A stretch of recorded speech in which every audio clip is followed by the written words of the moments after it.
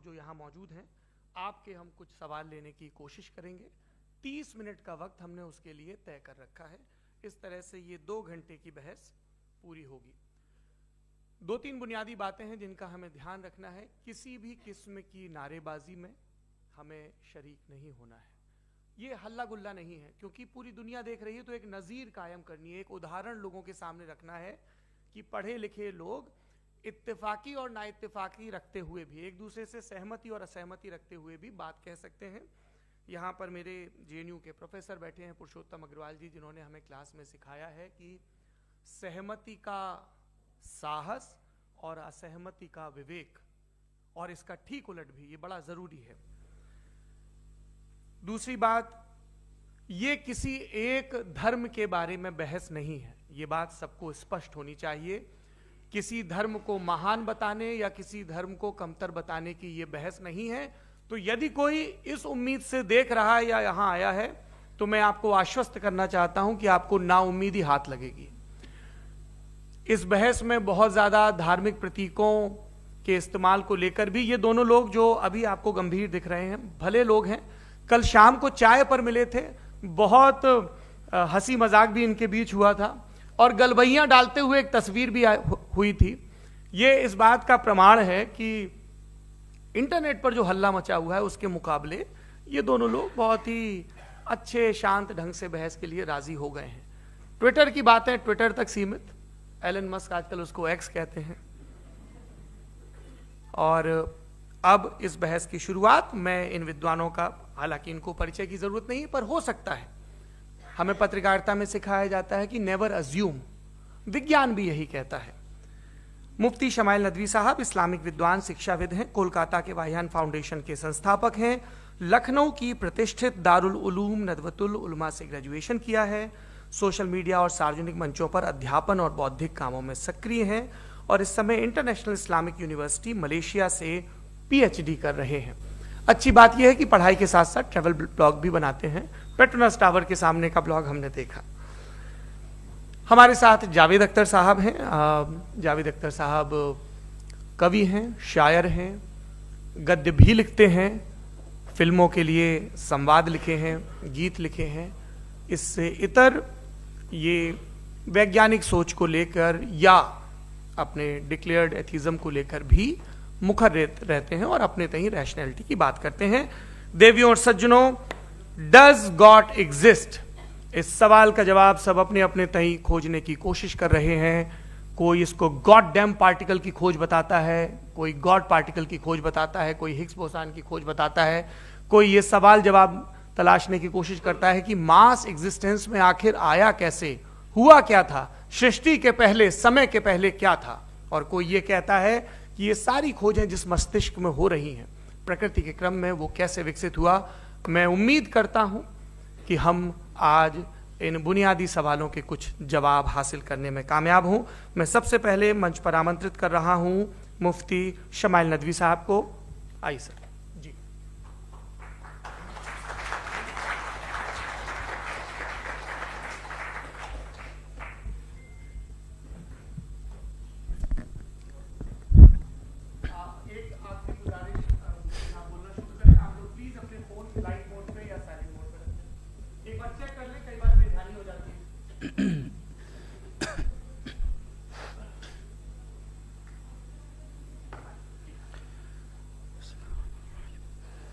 तमाम तारीफ़ें उस क्रिएटर के लिए जिसने इस यूनिवर्स को एक मकसद के तहत पैदा किया है। रिस्पेक्टेड जनाब जावेद अख्तर साहब, मिस्टर सौरभ द्विवेदी, और respected audience, thank you all for being here today. आज की डिबेट में चूंकि हम बात करने वाले हैं डज गॉड एग्जिस्ट के टॉपिक पर, तो ये एक ऐसा टॉपिक है जिसके मुताल्लिक कोई भी डिसीजन लेने के लिए अलग अलग स्टैंडर्ड्स हो सकते हैं। लिहाजा डिबेट के शुरू में यह जरूरी है कि हम ये जान लें कि आज के इस टॉपिक में कौन सा स्टैंडर्ड सही होगा और कौन सा गलत होगा। सबसे पहला स्टैंडर्ड जिसे मैं समझता हूं कि हमारे रिस्पेक्टेड जनाब जावेद अख्तर साहब बड़ी तेजी के साथ उसकी तरफ लपकेंगे, वो है साइंस। जबकि साइंस दर हकीकत खुदा के एग्जिस्टेंस को डायरेक्टली साबित करने या उसके एग्जिस्टेंस को डिनाई करने के लिए स्टैंडर्ड नहीं बन सकती। और उसकी वजह क्या है, ये मैं नहीं कह रहा, ये वो लोग कह रहे हैं जो साइंस के एक्सपर्ट्स हैं। नेशनल एकेडमी ऑफ साइंस कहती है science doesn't have the processes to prove और disprove the existence of God. Why? क्योंकि साइंस का ताल्लुक एम्पेरिकल एविडेंस से है और एम्पेरिकल एविडेंसेस का ताल्लुक हमारे नेचुरल और फिजिकल वर्ल्ड से है, जबकि गॉड नॉन फिजिकल और सुपर नेचुरल रियलिटी है।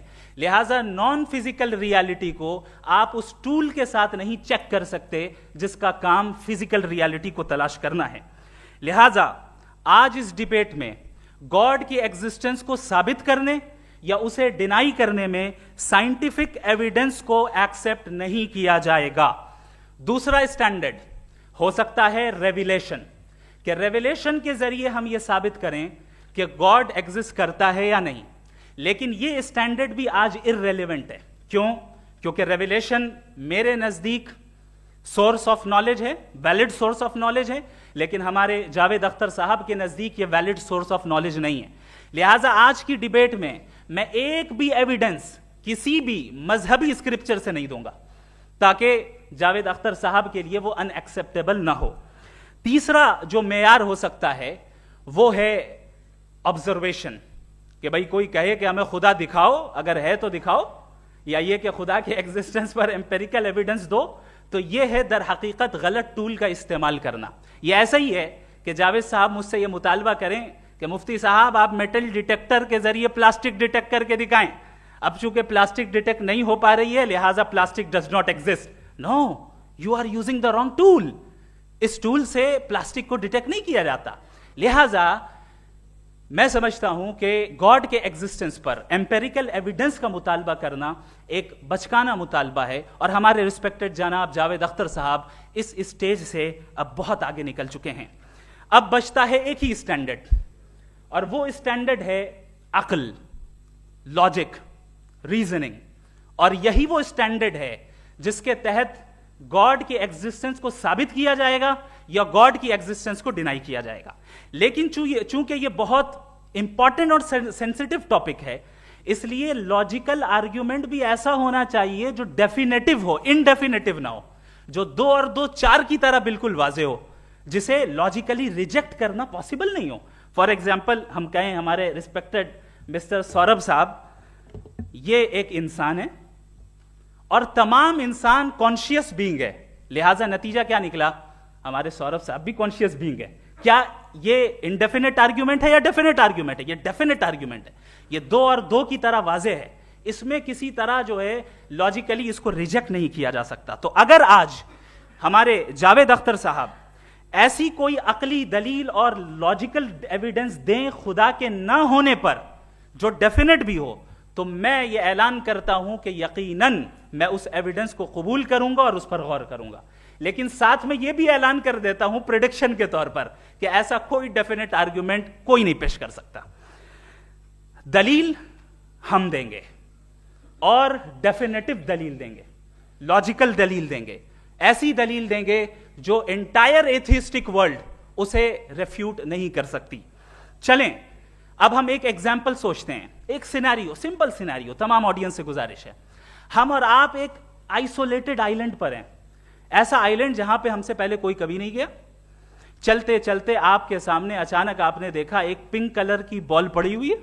सबसे पहला सवाल आपके जहन में क्या आएगा कि ये बॉल यहां क्यों आई, कैसे आई, ये पिंक कलर की ही क्यों है, कोई और कलर भी हो सकता था, ये इसी शेप में क्यों है, कोई और शेप भी हो सकता था। नेचुरली आप इस तरफ पहुंचेंगे कि कोई ना कोई है जिसने इन स्पेसिफिक प्रॉपर्टीज के साथ इस बॉल को बनाया है और यहां पे रखा है।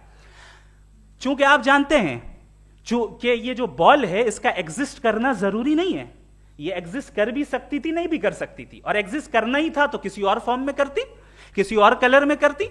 अब आप इस बॉल को एक्सपैंड करते चले जाएं, एक्सपैंड करते चले जाएं, एक्सपैंड करते चले जाएं, यहां तक कि ये बॉल यूनिवर्स के साइज की हो जाए। बताइए कि क्या साइज के बढ़ जाने से सवाल बदल जाएगा? हरगिज नहीं बदलेगा। अभी भी सवाल रहेगा ये यूनिवर्स कहां से आया, इन स्पेसिफिक प्रॉपर्टीज के साथ कहां से आया, क्यों आया, किसने बनाया, यह सवाल उस वक्त भी वैलिड रहेगा।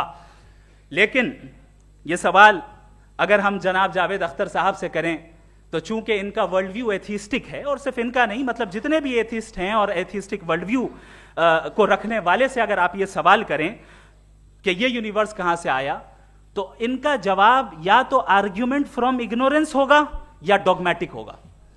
या तो ये कहेंगे कि मुझे नहीं पता कि ये कहां से आया, लिहाजा गॉड डज नॉट एग्जिस्ट, ये आर्ग्यूमेंट फ्रॉम इग्नोरेंस है, या ये कहेंगे कि ये यूनिवर्स खुद ब खुद बन गया। इसका मतलब ये है कि उस बॉल को भी खुद ब खुद बन जाना चाहिए, लेकिन बॉल के ताल्लुक से ये एक्सप्लेनेशन एक्सेप्ट नहीं की जाएगी कि ये खुद ब खुद बन गई, लेकिन यूनिवर्स के ताल्लुक से कर दिया जाएगा। इसे हम दूसरे अल्फाज में डॉगमा भी कह सकते हैं।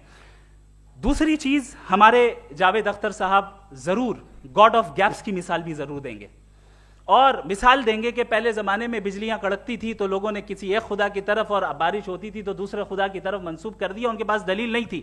यह हमारा वर्ल्ड व्यू है ही नहीं, यह हमारा वर्ल्ड व्यू है ही नहीं, क्योंकि नेचुरल फिनोमेना के प्रोसेस की इंटरप्रिटेशन को जान लेने से यह कहां से साबित हो गया कि गॉड एग्जिस्ट नहीं करता है। इस पर मैं इंशाअल्लाह अभी आगे बात करूंगा। आप हजरात ये भी देखेंगे, और मैं ये एक्सपेक्ट करता हूं कि हमारे रिस्पेक्टेड जनाब जावेद अख्तर साहब जरूर इमोशनल आर्ग्यूमेंट्स भी देंगे, जो कि एक लॉजिकल फेलेसी है जब बात आती है ट्रुथ को डिसाइड करने में। क्यों? मिसाल के तौर पर वो कहेंगे कि अगर गॉड है तो ईविल क्यों एग्जिस्ट करता है, जबकि मैं कहता हूं ईविल का एग्जिस्ट करना गॉड के एग्जिस्ट करने की दलील है, उसके खिलाफ नहीं है। चूंकि अगर गॉड है तो हम सब उसके सामने अकाउंटेबल हैं, और अगर हम अकाउंटेबल हैं तो अकाउंटेबिलिटी के लिए ईविल का मौजूद होना जरूरी है, उसके बगैर हम अकाउंटेबल नहीं हो सकते। और अगर हम अकाउंटेबल नहीं हैं तो हम जनाब जावेद अख्तर साहब से पूछेंगे कि आप बताएं कि फिर सफरिंग इस दुनिया में क्यों है? अगर खुदा नहीं है तो सफरिंग क्यों है? और उन लोगों के जज्बे का क्या जिनके अंदर सफरिंग के बाद इंतकाम लेने का जज्बा पाया जाता है और वो इस दुनिया से ऐसे ही चले गए, क्या उनकी सारी तकलीफें बेकार चली जाएंगी? अब आ जाएं उसी एग्जाम्पल की तरफ कि बॉल, मुझसे अगर कोई पूछे इस बॉल को किसने बनाया और या इस एक्सपेंडेड बॉल को किसने बनाया, मैं कहूंगा कि चूंकि ये यूनिवर्स और इस यूनिवर्स की तमाम चीजें कॉन्टिंजेंट हैं। कॉन्टिंजेंट होने का मतलब ये होता है कि जो अपने एग्जिस्टेंस पे किसी के ऊपर डिपेंड करती हो, तो जाहिर है ये यूनिवर्स कॉन्टिंजेंट है। और अगर कोई चीज कॉन्टिंजेंट नहीं है तो मैं रिक्वेस्ट करूंगा कि मुझे दिखा दें कि कौन सी चीज यूनिवर्स में कॉन्टिंजेंट नहीं है, हम भी जरा गौर कर लें और हम भी देख लें।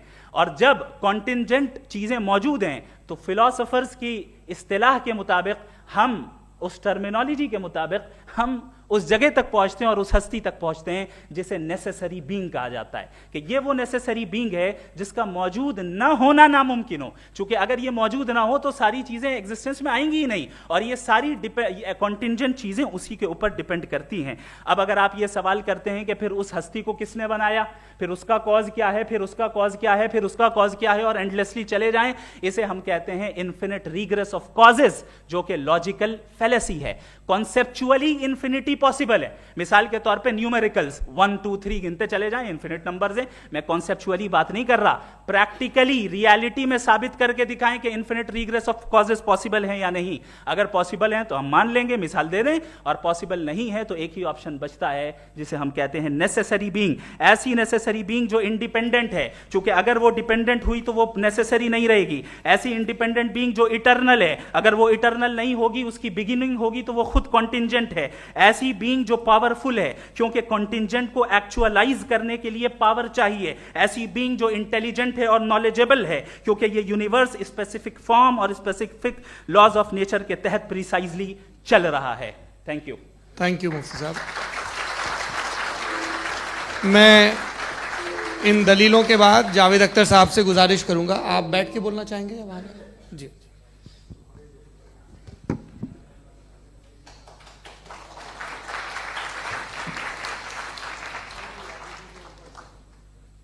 पहले तो मैं मुफ्ती साहब को एक अच्छी खबर देना चाहूँगा कि मेरी नॉलेज साइंस के बारे में बड़ी मामूली है, तो आप फिक्र ना करें उसकी, लेकिन कुछ कॉमन सेंस है मुझ में। देखिए, ये खुदा का तस्वुर कोई नया तस्वुर नहीं है, ये सदियों से रहा है। ये कुछ रिलीजन 3000 साल पुराने होंगे, 4000 साल पुराने होंगे, लेकिन इंसान कोई 10,000 12,000 साल से एग्जिस्ट करता है होमोसेपियन की शक्ल में, और हमेशा कुछ ना कुछ मजहब रहे। ये मजहब जाहिलों के नहीं थे, ये मजहब एक ऐसी ग्रीक सोसाइटी के थे जहाँ बड़े बड़े फिलोसफर्स पैदा हुए। ये मजहब इजिप्शियंस के थे जिन्होंने पिरामिड्स बनाए थे। ये रोमन्स के थे कि जिनका आर्किटेक्चर और सेनेट यानी पहली बुनियाद डेमोक्रेसी की, लिमिटेड थी मगर डेमोक्रेसी थी, ये उन लोगों ने किए थे। तो इनका जो जुपिटर था, रा था, ज़्यूस था, उन्हें उस पर इतना ही एतमाद था जितना आज किसी मजहबी आदमी को अपने खुदा पे होगा। क्रिश्चियनिटी आने से पहले यूरोप में एक मजहब था जर्मेनिक रिलीजन। उसका एक खुदा था, उसकी एक बीवी थी, उसके 2 बेटे थे, एक बेटी थी। फिर जर्मनी में जब यूरोप में क्रिश्चियनिटी आई तो वो खुदा, उसकी बीवी और पूरे ख़ानदान चला गया। तो हमने, अगर हम हिस्ट्री देखें तो खुदा जो हैं वो ज़्यादातर फ़नी हैं, वो हमेशा रहे नहीं। और वो जो लोग इन्हें मानते थे उनको आप कहें वो तो जाहिल थे, उन्हें तो कुछ पता ही नहीं था, ऐसा नहीं है। वो अपने वक्त में बड़े काबिल लोग थे और अपने वक्त में उन्होंने बड़े बड़े काम किए हैं, फिलोसफर्स थे, साइंटिस्ट थे। लेकिन उनका मजहब कहाँ गया, उनके खुदा कहाँ गए? आज जो खुदा हैं दुनिया में लोग उन्हें मानते हैं। आपको क्या मालूम कि कितने बरसों के बाद क्या होने वाला है? हम यूरोप में देखते हैं तो चर्च खाली हैं। तो वक्त के साथ चीज़ें बदलती हैं। जहाँ तक इसका ताल्लुक है मजहबों का, हर मजहब आपसे एक चीज़ मांगता है, फेथ। ये फेथ क्या चीज़ होती है? What is the difference between faith and belief? ये तो बहुत ही अहमखाना बात होगी कि कोई आदमी कहे साहब अगर खुदा है तो मुझे दिखाइए। ये तो जाहिलाना बात हुई। मैंने तो नॉर्थ पोल नहीं देखा है, मगर मैं मानता हूँ कि नॉर्थ पोल है। मैं क्यों मानता हूँ? इसलिए कि अगर ये दुनिया राउंड है तो उसका कोई टॉप होगा। कुछ लोग हैं जो वहाँ गए भी हैं, कॉमन सेंस कहता है कि ऐसा होगा, सबूत है, गवाह है, रीज़न है। तो ये मेरा फेथ नहीं है। तो फेथ में और बिलीफ में डिफरेंस क्या है? जो मजहब मांगता है आपसे, हर मजहब फेथ मांगता है। फेथ का मतलब ये है कि ना कोई गवाह हो, ना कोई सबूत हो, ना कोई रैशनल हो, ना कोई लॉजिक हो, ना कोई प्रूफ हो, मगर तुम एक बात को मानो। ये है फेथ। वरना बिलीफ होता। अगर इसमें कुछ भी सबूत होते, गवाह होते, तो फिर इसे आप बिलीफ कहते। जैसे मेरा बिलीफ है कि नॉर्थ पोल है, मेरा फेथ थोड़ी है। फेथ इन तमाम शर्तों को रद्द करता है। तो फिर स्टुपिडिटी क्या है? अगर मैं एक बात ऐसी मानूं जिसकी ना कोई लॉजिक है, ना कोई रैशनल है, ना कोई प्रूफ है, ना कोई गवाह है, ना कोई सबूत है, और मैं उसे मानूं, तो ये स्टुपिडिटी हुई। इसे ही भाई कल को मैं यकीन कर लूं कि एलोन मस्क जो है मेरा भाई है, तो मुझे इंतहाई खुशी होगी, सुकून भी बहुत मिलेगा मुझे। लेकिन और कहे भाई क्यों मानते हो, क्या सबूत है भाई, वो तो अमेरिकन है और तुम तो इंडियन हो, वो तो नस्ल अलग है, तुम्हें कभी मिले भी नहीं। साहब देखिए मेरा फेथ है, इस पर बात न किया। फेथ का मतलब ही यह है कि आप प्रूव नहीं कर सकते। अगर आप प्रूव कर सकते हो तो फेथ की जरूरत ही नहीं, फिर तो आप बात करेंगे, आप कितनी बहस कर लीजिए। अल्टीमेटली दुनिया का हर मजहब फेथ पे टिका है, और फेथ का मतलब है एक ऐसा यकीन जिसका कोई सबूत, कोई गवाह, कोई रैशनल नहीं। अब आप ये कहें, क्या आप ये क्यों कह रहे हैं कि साहब ये कायनात किसने बनाई? कमाल ये है कि आपने बताया कि एक आइलैंड पे गए और एक बॉल देखी। आपने ये नहीं कहा कि आइलैंड किसने बनाया, आपको सिर्फ बॉल पे हैरत हुई।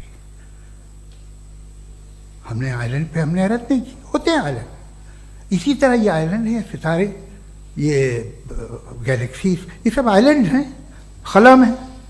हम उन्हें टेकन फॉर ग्रांटेड लेते हैं, हम पूछते नहीं किसने बनाए। आपने जजीरे के बारे में भी नहीं पूछा है। मेरी पैदाइश कैसे हुई? क्या मैं प्लान पैदा हुआ था? I was plan to be born. या एक लकी स्पर्म था जो किसी एग से चिपक गया।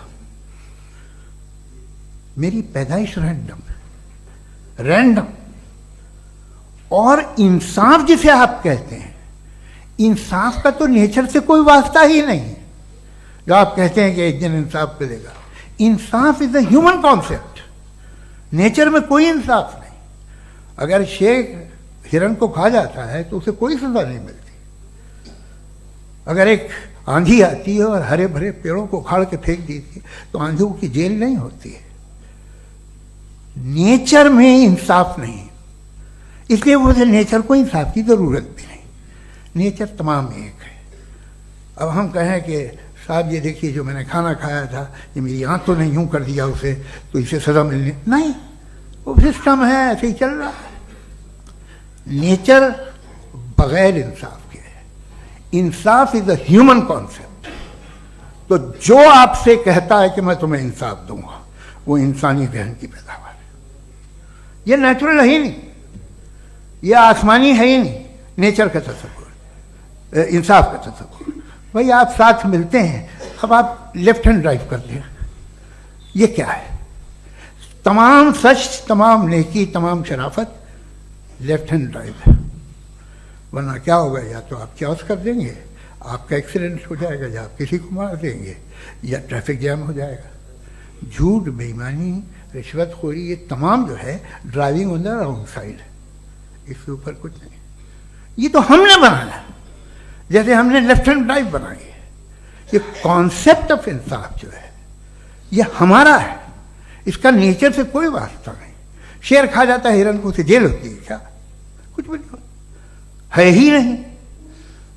तो ये जो दुनिया के रिलीजन प्रॉमिस करते हैं आपसे इंसाफ, इसी से मालूम होता है कि ये मैन मेड है। ये तसव्वुर कहीं और का है ही नहीं। जो नेचर है, कुछ लोग कहते हैं नेचर ही खुदा है, तो नेचर में तो इंसाफ नहीं कहीं। और आप वादा कर रहे हैं कि तुम्हें मरने के बाद इंसाफ मिलेगा। मुझे अगर मिलेगा तो मैं बहुत खुश होऊंगा, लेकिन मैं यकीन नहीं कर पाता हूं, इसलिए कि मैं फेथ नहीं पैदा कर सकता। The very fact that religions demand faith, इसका मतलब है कि उनके पास जस्टिफिकेशन नहीं है। अच्छा था, फिर रिलीजन अगर मॉडरेशन में है, कोई सा भी नहीं, वो आप में कुछ खूबियां भी पैदा करता होगा, देखिए उससे ये फ़ायदा है, वो फ़ायदा है। अल्कोहल जो है वो ज़्यादातर दवाओं में यूज़ होती है, और एक सर्वे किया गया था अमेरिका में कि लॉन्जेटिविटी किन लोगों की है। तो एक तरफ वो लोग थे जो शराब पीते ही नहीं थे, और एक तरफ वो थे जो एक बोतल शराब रोज पीते थे। सबसे ज़्यादा लंबी उम्र की है जो 2 पैक नाप के शराब पीते हैं और खाना खाते हैं। मगर हम शराब को बुरा समझते हैं, मैं भी बुरा समझता हूँ। क्यों? ऐसा होता नहीं। कुछ चीज़ों में आदत होती है जो बढ़ती है। आज तक में एक आदमी दूध पीता है, आप 10 साल बाद भी मिलेंगे तो एक ही गिलास पीता होगा। ऐसा नहीं होता, सुबह से दूध पीता रहता है। मिल्कोहलिक मैंने नहीं देखे, अल्कोहलिक होते हैं। ये टेंडेंसी है मजहब की कि वो बढ़ता है, जैसे कैंसर बढ़ता है, जैसे शराब बढ़ती है। कुछ लोग होंगे जो उसे सही तरह से यूज़ करते हैं। मुझे यकीन है कि हमारे मुफ्ती साहब भी उनमें से एक, इनसे बहुत खुशी हुई मुझे इनसे मिलकर। लेकिन कितने लोग हैं कि आज आप देखते हैं दुनिया में जो तबाहियाँ हैं, इनमें कितना हाथ है उन लोगों का जो बिलीवर कहते था मजहब ये नहीं कहता, ना कहता होगा, मगर जब ये मजहब पीते हैं तो ऐसे बिहेव करते हैं। थोड़ा सा अगर हो तो शायद बहुत अच्छी बात, लेकिन शराब थोड़ी सी नहीं रहती, उसमें टेंडेंसी है पहले। थोड़ा सा अगर 2-3 कैंसर के सेल हो ना बॉडी में तो आदमी स्लिम रहेगा, लेकिन वो 2-3 सेल नहीं रहते, वो मल्टीप्लाई होते हैं। जावेद साहब टाइम पूरा हो गया। टाइम हो गया, तो बस बात खत्म हो गई। अच्छा, मुझे कुछ और कहने को था भी नहीं। जी, मैं पहले जवाबी दौर के लिए इनवाइट कर रहा हूं मुफ्ती साहब को। Your rebuttal round 1, you have 7 minutes.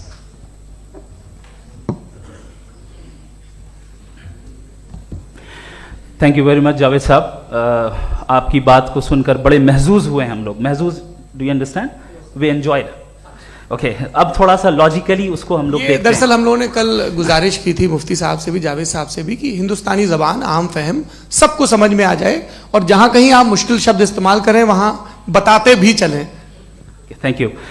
तो सबसे पहले हमारे रिस्पेक्टेड जावेद साहब ने हवाला दिया कि खुदा फानी है। कितने मजहब आगे चले गए, किसी ने जुपिटर को खुदा माना, किसी ने किसी को माना। मैं कहता हूं जिसने कॉन्टिंजेंट चीज को खुदा माना, गलत माना, वो खुदा ही नहीं, वो खुदा ही नहीं है।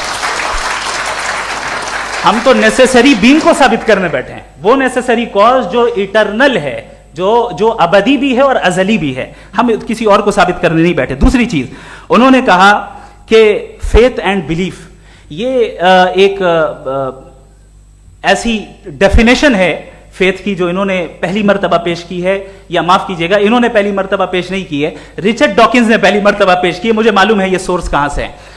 एपिस्टेमोलॉजिकली फेथ और बिलीफ का फर्क आप इस तरह नहीं कर सकते सर। फेथ सही भी होता है, गलत भी होता है, बिलीफ सही भी होता है, गलत भी होता है। जो लॉजिक, रीजन और एविडेंस से बैक्ड होगा वो फेथ सही होगा। और आप जिस फेथ की बात कर रहे हैं कि इलॉजिकल है और उसके पीछे नहीं है, तो we are on the same page. हम नहीं मानते उस फेथ को, जो फेथ ऐसा हो जिसके पीछे कोई लॉजिक ना हो, एविडेंस ना हो, हम नहीं मानते। हम तो उस फेथ के कायल हैं जिसके पीछे लॉजिक हो और एविडेंस हो। तो बिलीफ सही भी होता है, गलत भी होता है, फेथ भी सही होता है और गलत भी होता है। तो आज फेथ और बिलीफ के डिफरेंस पे बात नहीं हो रही। आज आप चाहे फेथ एक्सेप्ट कर लें या बिलीफ एक्सेप्ट कर लें, आज ये बात होगी कि ट्रूथ क्या है, चाहे ट्रू बिलीफ सही है या ट्रू फेथ सही है, और फॉल्स फेथ क्या है और फॉल्स बिलीफ क्या है, बात इस पे हो रही। दूसरी चीज इन्होंने पूछा स्टुपिडिटी फिर क्या है। अगर फेथ रिलीजन स्टुपिडिटी नहीं है तो और क्या है? चूंकि फेथ का मुतालबा करते हैं तो स्टुपिडिटी क्या है? मैं कहता हूं स्टुपिडिटी एथिज्म है। उसकी वजह यह है कि आप एक सड़क पे जा रहे हो और आप किसी गार्डन में जाएं और देखें वहां लिखा है फूलों के साथ I love Javed Akhtar, and I really do, I love you sir. So जब आप वहां पर पहुंचे तो वहां पहुंचकर अब ये बताएं, क्या आप ये कहेंगे वाह व्हाट अ नेचुरल सिलेक्शन? ये क्या नेचुरल सिलेक्शन है? नहीं, ये प्रिसाइजली डिजाइंड है, इसके पीछे डिजाइनर है। लिहाजा अगर कोई एक ऐसी कॉमन सेंस की बात को कबूल नहीं कर रहा है कि यूनिवर्स जो इतने प्रिसाइजली काम कर रहा है, हम कह दें कि खुद ब खुद बन गई, मैं समझता हूं इससे बड़ी स्टुपिडिटी और कुछ नहीं है। ये रैशनल चीज है। फिर हमारे सर ने कहा कि आपने बॉल पे फोकस किया, आइलैंड पे फोकस नहीं किया। अरे आइलैंड को किसने बनाया यही समझाने के लिए तो बॉल की मिसाल दे रहा हूं। और बॉल भी कॉन्टिंजेंट है, आइलैंड भी कॉन्टिंजेंट है, दोनों नेसेसरी बीइंग का मुतालबा करते हैं। आगे इन्होंने कहा कि नेचर में कोई इंसाफ नहीं है। हम डिसाइड करते हैं कि मोरालिटी क्या होती है, इंसाफ क्या होता है। हम डिसाइड करते हैं, जैसे ड्राइविंग सीट में ट्रैफिक वाला, ये तो किसी खुदा ने नहीं कहा, ये है, इसे कहते हैं फॉल्स इक्विवेलेंस। ये एक लॉजिकल फेलेसी है। आपने जो है मिसाल दी ड्राइविंग की और ट्रैफिक की, ये सब्जेक्टिव मोरालिटी है। आप सब्जेक्टिव मोरालिटी को मिसाल बनाकर ऑब्जेक्टिव मोरालिटी के ऊपर नहीं थोप सकते। इंसाफ की ऑब्जेक्टिव मोरालिटी। अगर आप ये कहते हैं कि नेचर में इंसाफ नहीं है, तो इंसाफ का न होना ये नेचुरल हुआ, तो फिर नेचर को नेचर रहने दे। क्यों हम इतना स्ट्राइव कर रहे हैं दुनिया में इंसाफ लाने के लिए? ये तो इलॉजिकल बात है, इरैशनल बात है। इसलिए बहुत सी चीजें ऐसी हैं जो ऑब्जेक्टिवली जो है इविल या गुड हैं, और बहुत सी चीजें ऐसी हैं जो सब्जेक्टिवली हैं। सब्जेक्टिवली जो मोरल होता है या इमोरल होता है, उसको हम सोशल कंसेंसस से या पर्सनल प्रेफरेंस से डिसाइड करते हैं। लेकिन जो ऑब्जेक्टिव मोरालिटी है, जिसमें इंसाफ आया, जो इन्होंने बार बार रिपीट किया, ये ऑब्जेक्टिव है, सब्जेक्टिव नहीं है। अगर आप कहते हैं ये सब्जेक्टिव है, तो मेरा सवाल आपसे यह है, क्या सोशल कंसेंसस के जरिए अगर जुल्म को सही करार दे दिया जाएगा तो आप जुल्म को जस्टिफाई करेंगे? दूसरी चीज इन्होंने यह कहा कि 2 पैक शराब पी लें तो वो उतने पे नहीं रहता, बढ़ जाता है। यही मामला मजहब के साथ है। 2 पैक आप पी लें, बढ़ेगा। तो ये एक ऐसी मिसाल है, इसको कहीं भी फिट कर लें कि आप एथिज्म पे जब फिट करें, जब आप 2 पैक एथिज्म का लेंगे ना, तो वो बढ़ बढ़ के नॉर्थ कोरिया बनेगा। Thank you.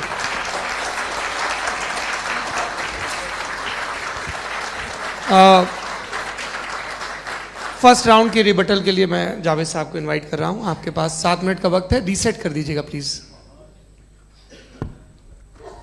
मुझे इस बात की खुशी है कि मुफ्ती साहब ने भी मान लिया कि नेचर में कोई इंसाफ नहीं है। तो कोई भी चीज़ जो इंसान ने नहीं बनाई है उसमें इंसाफ नहीं होता है। एक बात मैं आपसे अर्ज़ करूँ, जरा पता लगा लीजिएगा, ये जो आप बाग में जाते हैं बेहद खूबसूरत फूल देखते हैं ना, इनमें से कोई नेचुरल नहीं है। ये सारे फूल क्रॉस करके बनाए गए हैं। जो जंगल में फूल होते हैं नहायत मामूली होते हैं, ये फूल इंसानों ने बनाए हैं। जो आप बाग में देख के वाह वाह कहते हैं, ये इंसानों के बनाए हुए हैं। डिफरेंट फूलों को क्रॉस करके, डेवलप करके, फिर क्रॉस करके इस तरह से बनाए गए। नेचुरल फ्लावर नहीं। किसी जंगल वीरान में जाके आप गुलाब के फूल नहीं देखेंगे। ये सब बनाए हुए इंसान ने, बहुत से काम इंसान ने किए।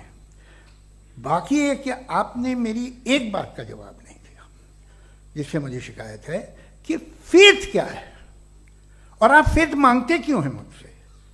आप तो लॉजिकल हैं, आपके पास तो सारे रैशनल हैं, आपके पास सारे सबूत हैं, तो आपको फेथ की डिमांड क्यों करते हैं कि भाई तुम सरेंडर कर दो और सवाल मत करो। कोई मजहब सारे सवाल करने की इजाजत नहीं देता है और मना करता है कि दादा सवाल ना करो, बह जाओगे तुम। आप क्यों रोकते हैं? हकीकत यह है कि इंसानी तारीख क्या है। इंसानी तारीख ये है कि दुनिया में दो तरह के लोग हुए हैं। एक वो जिन्होंने अपनी लाइल्मी की परस्तिश की है, दूसरे वो जिन्होंने अपनी इग्नोरेंस या लाइल्मी से झगड़ा किया है और मालूम किया है कि क्या है। ये जो आप कह रहे हैं, आज आप हैरान हैं कि भाई ये यूनिवर्स कैसे बनी। लोग हैरान थे कि सूरज डूबता है तो इधर से कैसे निकलता। और आप एक कदम जाके हमेशा का मानने को तैयार है, एक कदम पीछे ही मान जाइए। भाई आप इसके बाद जाते हो, कहते सवाल ना करना कि ये कहाँ से आया, ये पावर तो हमेशा से हमेशा रहेगी। तो आप यूनिवर्स के बारे में मानने में क्या तकलीफ है? एक कदम पहले रुक जाइए। ये हमेशा से थी या नहीं थी हमें मालूम नहीं है। और ये कहना कि हमें मालूम नहीं है, कमाल ये है कि दुनिया के सारे मजहब सब जानते हैं ये दुनिया कैसे बनी थी, कैसे मिटेगी, मरने के बाद क्या होगा, इनको सब इल्म है। इनको किसी को डायनासोर होते थे पहले ये नहीं पता था, किसी को नहीं पता। किसी भी दुनिया की मजहबी किताब में डायनासोर का जिक्र नहीं है। लेकिन बाकी सब बातें, how to make universe in 4 easy lessons and बाकी सब पता है। जिसको सब पता है वो गड़बड़ है। हम में ये इनकिसार, ये ह्यूमिलिटी होनी चाहिए कि हम ये कहें कि हमें ये बहुत सारी बातें नहीं मालूम, लेकिन हम उनकी परस्तिश ना करना, अपनी लाइल्मी को की परस्तिश ना करें, हम उसे पता लगाने की कोशिश करें। जिस दुनिया में आप बैठे हैं सर, ये हॉल जो है, ये इलेक्ट्रिसिटी जो है, ये माइक जो है, जिस हवाई जहाज से आप आए थे, वो जिस कार से आप यहाँ आए हैं, ये सब उन लोगों की बनाई हुई है जिन्होंने सवाल किए थे। ये दुनिया जिसमें आप आज आराम से हैं, ये उन लोगों की बनाई है कि जिन्होंने सवाल किए थे। और हर स्टेज पे इन सवालों को मकरूह कहा गया था, गलत कहा गया था। आप जरा तारीख पढ़िए, एक बड़ी दिलचस्प किताब है बर्ट्रैंड रसेल की, जिसमें उसने रिलीजन एंड साइंस कि कब से रिलीजन जो है साइंस के अगेंस्ट है। और हद तो यह है कि भाप के इंजन के खिलाफ थे, स्टीम इंजन के भी खिलाफ थे, और फतवे हुए उन पर, वेटिकन ने दिए। तो ये हमेशा, अभी जैसे ही ये राइट विंगर आते हैं अमेरिका में पावर में, तो वो जो अपना ये क्या बोलते हैं उसे, सीड क्या बोलते हैं, सीड क्या जो, हाँ नहीं सीड जो होते हैं जिस पे जी, नहीं भाई, वो जो ह्यूमन बॉडी के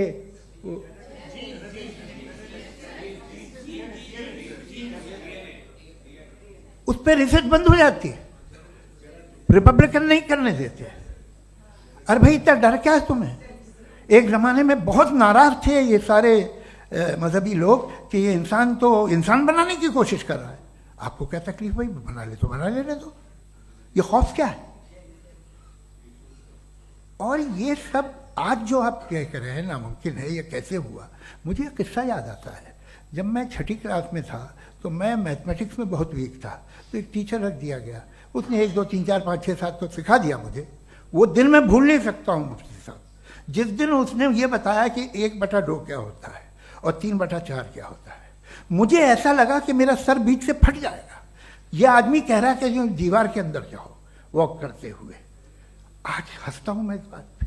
तो आज जो बातें आपके जहन से बिल्कुल परे हैं और आप हैरान होते हो उन्हें देख के, एक वक्त आएगा कि मामूली लगेंगे। और हुआ है, आपकी इंसानी तारीख ही है।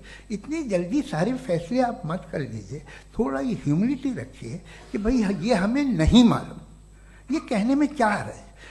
ये यूनिवर्स कहाँ तक फैली, ये कब से है और कब तक रहेगी, हमें नहीं मालूम। आपने फैसला कर लिया कब बनी। ये आपके हिसाब से कोई 14 बिलियन ईयर बनी जो समझा जाता है। उससे पहले हजारों करोड़ों अरबों साल तक खुदा बैठा क्या कर रहा था? खामोश बैठा था, ऐसी जमाइयाँ ले रहा था। फिर उसे आइडिया है, यार एक काम करते, वक्त अच्छा गुजर जाएगा, यूनिवर्स पर आपसे सोचिए। वो तो हमेशा से है ना, मगर यूनिवर्स हमेशा से नहीं है, ये तो बनाई गई है। और उससे पहले क्या था, इनका क्या काम था? कैसी बात है, ये बड़ा आसान है। जो बात हमें आज धीरे धीरे पता चली है, बरसों 2000 और 2500 साल पहले आपको किसी ने बता दिया कि क्या था, आप मान गए और तब से वही मान रहे हैं जो 2500 साल पहले कहा गया था। सब कुछ बदल गया है, सॉल्व हो रही हैं चीज़ें। अभी साइंस बिल्कुल दावा नहीं करती, या कोई फिलोसफर ये दावा नहीं करता कि हमें सब मालूम, बल्कि वो कहता है कि हमें जितना मालूम होता है उससे ये मालूम होता है कि हमें कितना कम मालूम। तो हम अपनी जहालत से लड़े, उसकी परस्तिश न करें। जी, टाइम है। Thank you so much. मैं तर्कों की श्रृंखला में राउंड 2 के लिए मुफ्ती साहब को आमंत्रित कर रहा हूं। आपके पास एक बार फिर से 7 मिनट का वक्त है। शुक्रिया। जनाब जावेद अख्तर साहब कई मर्तबा दोहरा रहे हैं कि फेथ का मतलब बताइए, फेथ का मतलब बताइए। मैंने बता दिया, फेथ सही भी होता है, गलत भी होता है। और आज हम फेथ पे बात नहीं कर रहे, हम ट्रुथ और डज गॉड एग्जिस्ट पे बात कर रहे हैं। क्या डज गॉड एग्जिस्ट, ये ट्रुथ यानी गॉड है या नहीं है, इसमें से दोनों ट्रुथ क्या है। अब आप उसे फेथ कह लें, बिलीफ कह लें, नॉट माई बिजनेस। उसके बाद आपने कहा कि भाई सवाल करने से मजहब रोकता है। मैं कहता हूं जो रोकता है वो रोकता होगा, मैं नहीं रोकता, बल्कि सवाल करें, सवाल करना चाहिए। सवाल कर करके तो हम आगे बढ़ते हैं, तरक्की करते हैं, और इसीलिए मैं आज यहां पे आया हूं। लेकिन सवाल सिर्फ खुदा से नहीं होगा, आपसे भी होगा। सवाल एथिज्म से भी होगा, सवाल सिर्फ मजहब से नहीं होगा, सबसे होगा। और आज मैं सवाल करूंगा और उम्मीद है कि आप जवाब देंगे। अभी तक आपने वैसे कॉन्टिंजेंसी आर्ग्यूमेंट का कोई जवाब नहीं दिया। चलें, आपने कहा यूनिवर्स के बारे में इटर्नल क्यों नहीं बोल देते। ये चूंकि लॉजिकली पॉसिबल ही नहीं है कि यूनिवर्स इटर्नल हो। यूनिवर्स एक कॉन्टिंजेंट चीज है जो टाइम एंड स्पेस के पाबंद है, टाइम एंड स्पेस से बाउंड है। जो टाइम एंड स्पेस से बाउंड होगा वो कॉन्टिंजेंट होगा, जो कॉन्टिंजेंट होगा वो उसकी बिगिनिंग हुई होगी, जिसकी बिगिनिंग हुई होगी वो इटर्नल नहीं हो सकता। ये तो कॉमन सी बात है। आपने कहा कि किसी मजहबी किताब में डायनासोर का जिक्र नहीं है। अफसोस कि आज तक किसी मैथमेटिक्स के किताब में मुझे डायनासोर का जिक्र नहीं मिला। तो इसका मतलब मैथमेटिक्स की किताब बेकार है? नहीं, उसका वो टॉपिक नहीं है। रेवलेशन का और मजहबी किताबों का टॉपिक ये नहीं है कि आपको आके बताए साइकिल कैसे बनाते हैं, या आकर ये बताएं कि जो है डायनासोर कब था। वो तो मोरालिटी सिखाने आया है, गॉड के बारे में बताने आया, नॉन फिजिकल रियलिटी की हकीकत को सिखाने के लिए आया। रिलीजियन साइंस को रोकता है? नहीं रोकता। अगर रोकता है तो गलत करता है। रिलीजियन साइंटिज्म को रोकता है, जिसमें हमारे जावेद साहब मुब्तला है। साइंस और साइंटिज्म में फर्क है। साइंटिज्म यह है कि आप समझें कि साइंस और साइंटिफिक मेथोडोलॉजी ये नॉलेज को हासिल करने का वाहिद सोर्स ऑफ नॉलेज है। यह है साइंटिज्म। हम इसे रिजेक्ट करते हैं। हम साइंस को तो तरक्की करते हैं, भाई आप हमारी पूरी तारीख कर लें, पढ़ लें तो आपको पता चल जाएगा। बहरहाल ये अलग टॉपिक है। उसके बाद इन्होंने एक लफ्ज कहा, वेटिकन ने फतवा दिया। वेटिकन का फतवे से कोई ताल्लुक नहीं है, दोनों कॉन्ट्राडिक्टरी अल्फाज हैं। उसके बाद उन्होंने कहा कि भाई हमें नहीं मालूम। अगर नहीं मालूम तो क्लियरली कह देना कि नहीं मालूम है, इसमें क्या हरज है। तो वही तो मैं कह रहा हूं ना कि आप कह दें कि नहीं मालूम, लेकिन क्लेम क्यों कर रहे हैं कि गॉड एग्जिस्ट नहीं कर रहा है। आप कह दें नहीं मालूम है, हो सकता है हो सकता ना हो, लेकिन आप क्लेम कर रहे हैं। द मोमेंट यू से God does not exist. This is a claim. And now the burden of proof is upon you too. जैसे हमारे ऊपर है. और क्यों है मैं बताता हूं. क्यों है ये भी मैं बताता हूं. Philosophically जो क्लेम होता है ना, सिर्फ ये नहीं होता कि इंसान कहे पॉजिटिव क्लेम करे और नेगेटिव क्लेम करे तो बर्डन ऑफ प्रूफ नहीं है. आप मिसाल के तौर पे मैं कहूं कि फुला उस कमरे में कोई नहीं है, मैंने एक नॉलेज का क्लेम किया है. उस कमरे में कोई नहीं है, मैंने एक नॉलेज का क्लेम किया. या तो मैं कहूं मुझे नहीं पता, हो भी सकता है नहीं भी हो सकता है, this is not a claim. लेकिन जब मैं कह रहा हूं कि वहां कोई नहीं है या मैं कह रहा हूं वहां कोई है, दोनों क्लेम है और दोनों के ऊपर बर्डन ऑफ प्रूफ है. हमारे ऊपर भी बर्डन ऑफ प्रूफ है. मैंने कंटिजेंसी आर्ग्यूमेंट दिया, इसे तोड़कर दिखाइए. आखिरी चीज, इन्होंने कहा कि खुदा दुनिया बनाने से पहले 150 साल पहले या करोड़ों साल पहले क्या कर रहा था. अरे हजरत, चलें बहरहाल मैं जवाब दे देता हूं. आप हमारे रिस्पेक्टेड पर्सनालिटी हैं, अगर आप नहीं होते तो मैं ऐसे एंटरटेन ही नहीं करता. टाइम, ये 100 साल पहले या 100 साल बाद, पहले बाद में अभी, ये वो अल्फाज हैं जिनका ताल्लुक टाइम से है. टाइम शुरू ही हुआ है यूनिवर्स की बिगिनिंग के बाद, तो उसके पहले खुदा क्या कर रहा था. सवाल इलॉजिकल है, ये फेलेसी है. यानी आप ये कह रहे हैं कि यूनिवर्स के बनने से पहले खुदा क्या कर रहा था. टाइम के बनने से पहले, पहले का ताल्लुक टाइम से, टाइम उस वक्त था ही नहीं, तो ये सवाल ही इनवैलिड है खुदा के ताल्लुक से. दूसरी चीज, आर्ग्यूमेंट ऑफ कंटिजेंसी जो मैंने आपके सामने पेश की है, आपने बार बार ये प्रूफ किया और ये कह रहे हैं कि गॉड ऑफ गैप्स. देखिए पहले नहीं मालूम था, साइंस ने कर दिया. सिंपल्स की मिसाल से मैं समझा देता हूं. जिस गैप्स की आप बात कर रहे हैं ना, साइंस उन गैप्स को जिन चीज के जरिए भी प्रूव करेगा वो कॉन्टिंजेंट ही होगा. अब चाहे वो फोर्स हो, मैटर हो या एनर्जी हो. लिहाजा सवाल हमारा उस वक्त भी वैलिड होगा जब तक कि आप नेसेसरी बीइंग पे ना आ जाएं. और इन्फिनिट रिग्रेस पॉसिबल नहीं है of causes in practical world, तो जाहिर है कहीं रुकना पड़ेगा. जहां रुकेंगे वही खुदा है. दूसरी चीज, आपने ये क्या कह रहा था मैं, किस पॉइंट को? What? Oh no, after that. Just now. हाँ, जहां रुकेंगे वही खुदा है. बहरहाल, तो टाइम का जिक्र हो गया. गॉड ऑफ गैप, सॉरी, या इसकी एक मिसाल आप ले लें. एक कार है, एक साहब ने देखा कि भाई कार जो है उसके व्हील्स कितने अच्छे लगे हुए हैं सही जगह पे, स्टीयरिंग जो है कितने अच्छे जगह पे लगी हुई, और सीट्स कितने वेल डिजाइंड है, कितनी प्रिसाइजली ये कार काम कर रही है. तो जरूर कोई ना कोई इसे क्रिएट किया है, किसी ने क्रिएट किया है. अब जावेद साहब आए और कहे अरे जनाब बोनेट खोलिए, इसमें इंजन है, इंजन इस कार को चला रहा है, hence prove no one has created the car. This is illogical, this is irrational.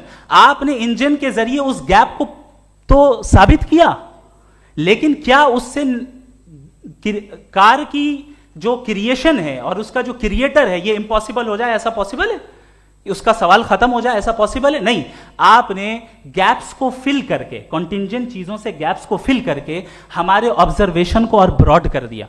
अब हमें और पता चल गया कि ये जो कार है इसका सिस्टम कितना ज्यादा कॉम्प्लेक्स है. पहले कम समझते थे, अब कॉम्प्लेक्सिटी और ज्यादा वाजे हो गई. अब हमें समझ में आ रहा है कि हमारी सर्टेनिटी और बढ़ गई कि जरूर इस कार को किसी ना किसी ने बनाया. यही मामला यूनिवर्स का है. साइंस हमेशा फिजिकल वर्ल्ड की चीजों को ही फिल करती जाएगी और फिजिकल चीजों से ही करती जाएगी, चूंकि एम्पेरिकल एविडेंस का ताल्लुक फिजिकल वर्ल्ड से है.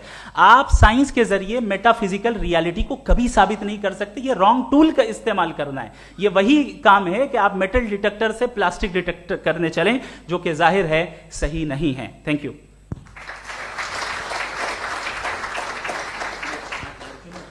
जी, ये आर्ग्यूमेंट का राउंड 2 है. हाँ. 7 मिनट है.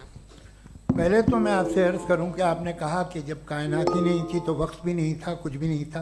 कैसे नहीं था? खुदा था. एक एग्जिस्टेंस तो था ना खुदा का. तो जब खुदा था तो वक्त भी होगा. ऐसा नहीं कि कुछ भी नहीं था, खुदा था. अच्छा, बाकी एक आपने कहा साहब आप साबित कीजिए, आपके पास भी लॉजिक है या मेरे पास भी लॉजिक है. आप मेरा जिम्मेदारी नहीं है साबित करना कि खुदा है. बर्टन रसल ने बड़ी अच्छी बात कही. बर्टन रसल ने बड़ी अच्छी बात कही. मैं आपसे अगर ये दावा करूं कि एक चाय की केतली मरीख के चारों तरफ घूम रही है, मार्स के चारों तरफ, तो यह आपका काम नहीं है कि आप साबित करें कि कोई चाय की केतली नहीं है. ये मेरा काम है, मैंने दावा किया है। ये दावा तो मजहबी लोग करते हैं कि खुदा है, मैं क्यों साबित करूं कि नहीं है? जब तक आप मुझे कन्विंस नहीं कर देंगे मैं नहीं मानूंगा। आपकी जिम्मेदारी है, मेरी जिम्मेदारी नहीं है। दोयम ये कि ये जो आप कह रहे हैं, जो गैप्स हैं, ये गैप जब जब किसी मजहब को चैलेंज करते हैं, जब ऐसा कोई बात आती है तो हंगामा हो जाता है कि जब वो चैलेंज करें किसी फेथ को। ये तमाम साइंस जो है इसे मुख्तलिफ जगहों पे मुख्तलिफ वक्तों में मजहब ने रोकने की कोशिश की है। ये किताब है religion and science Bertrand Russell की, पढ़िएगा, अच्छी लगेगी आपको। तारीख ही है साइंस, मजहब की साइंस से उसका यही रिश्ता है। अच्छा, अब ये हम सोचें कि बहरहाल ये वजूद जो है मजहब और ये बिलीव इन गॉड इंसान को बेहतर बना देता है, तो एक काम कीजिए, हिंदुस्तान वर्ल्ड का नक्शा लीजिए और मार्क कीजिए कि रिलीजन कहाँ कहाँ ज़्यादा है, कहाँ कहाँ, चाहे वो लैटिन अमेरिका हो या मिडल ईस्ट हो या फार ईस्ट हो या हिंदुस्तान के वो इलाके जहाँ मजहबियत ज़्यादा है। रख दीजिए नक्शा अलग।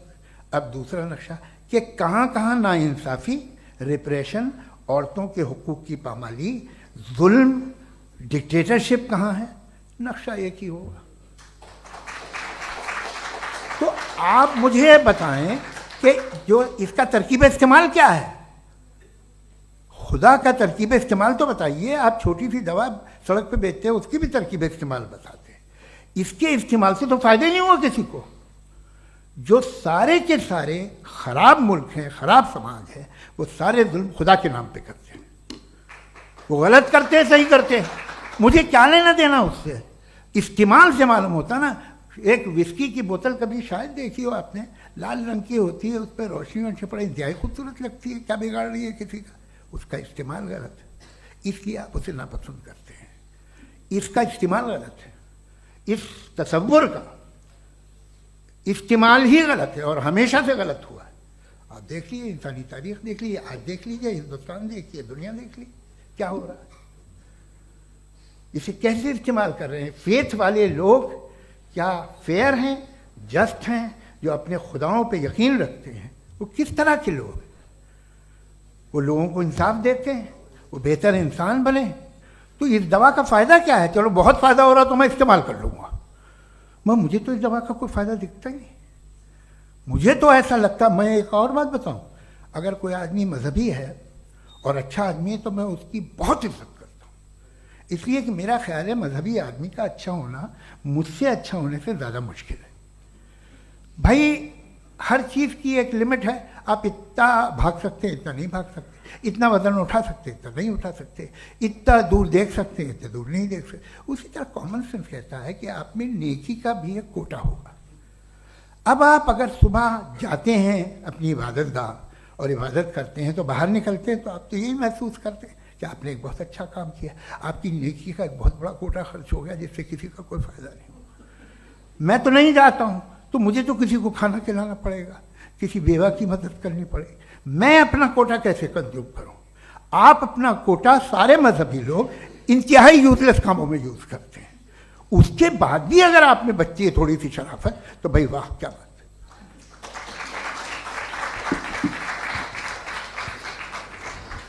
एक तो मुझे ये बात बहुत अच्छी लग रही है कि दोनों ही विद्वान समय को मानते हैं और बहुत समय से अपनी दलीलें और बाज दफ़ा समय से पहले अपनी तकरीरें पूरी करके अपनी अपनी कुर्सी पर बैठ रहे हैं। ये इस आर्ग्यूमेंट का राउंड 2 पूरा हुआ। अब रिबटल का राउंड 2 है और उसके बाद क्रॉस एग्जामिनेशन होगा। नहीं, आपका आर्ग्यूमेंट हो गया सर। हमारे यहाँ स्कूल के सिलेबस में पंच परमेश्वर कहानी पढ़ाई जाती है, प्रेमचंद जी की लिखी हुई। आप निश्चिंत रहिए, आपके कोई राउंड में मिस नहीं होने दूंगा। रिबटल का राउंड 2 मुफ्ती शमाइल नदवी साहब।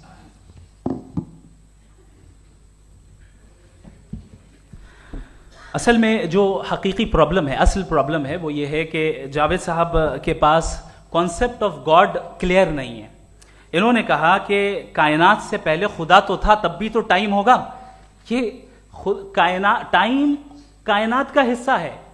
हम खुदा, उस खुदा को मानते हैं नेसेसरी बीइंग का टाइमलेस होना जरूरी है, चूंकि वो टाइम का क्रिएटर है।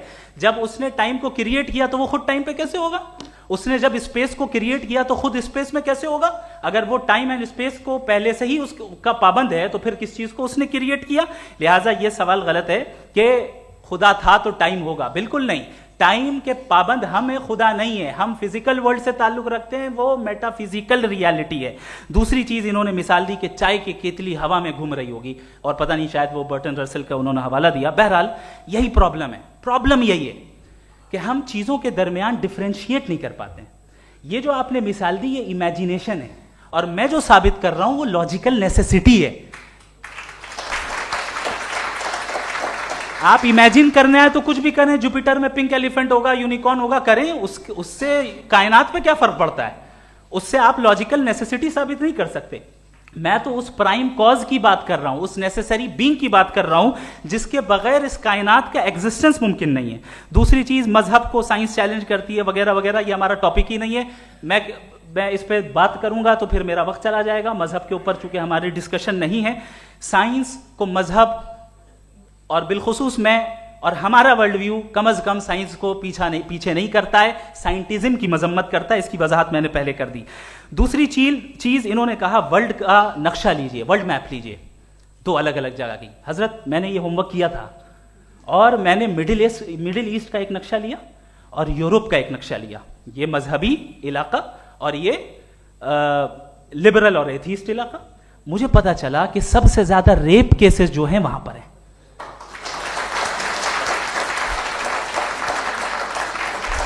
मुझे ये पता चला यूएन की रिपोर्ट के मुताबिक, मैं ये अपने घर से नहीं लेके आ रहा, कि जो वर्किंग वुमेन है यूरोपियन कंट्रीज में, उसमें 81% वुमेन सेक्सुअल हैरेसमेंट का वर्क में शुमार हो रही है। ये मिडिल ईस्ट में नहीं हो रहा है, वो मजहबी लोग हैं इसलिए नहीं हो रहा है।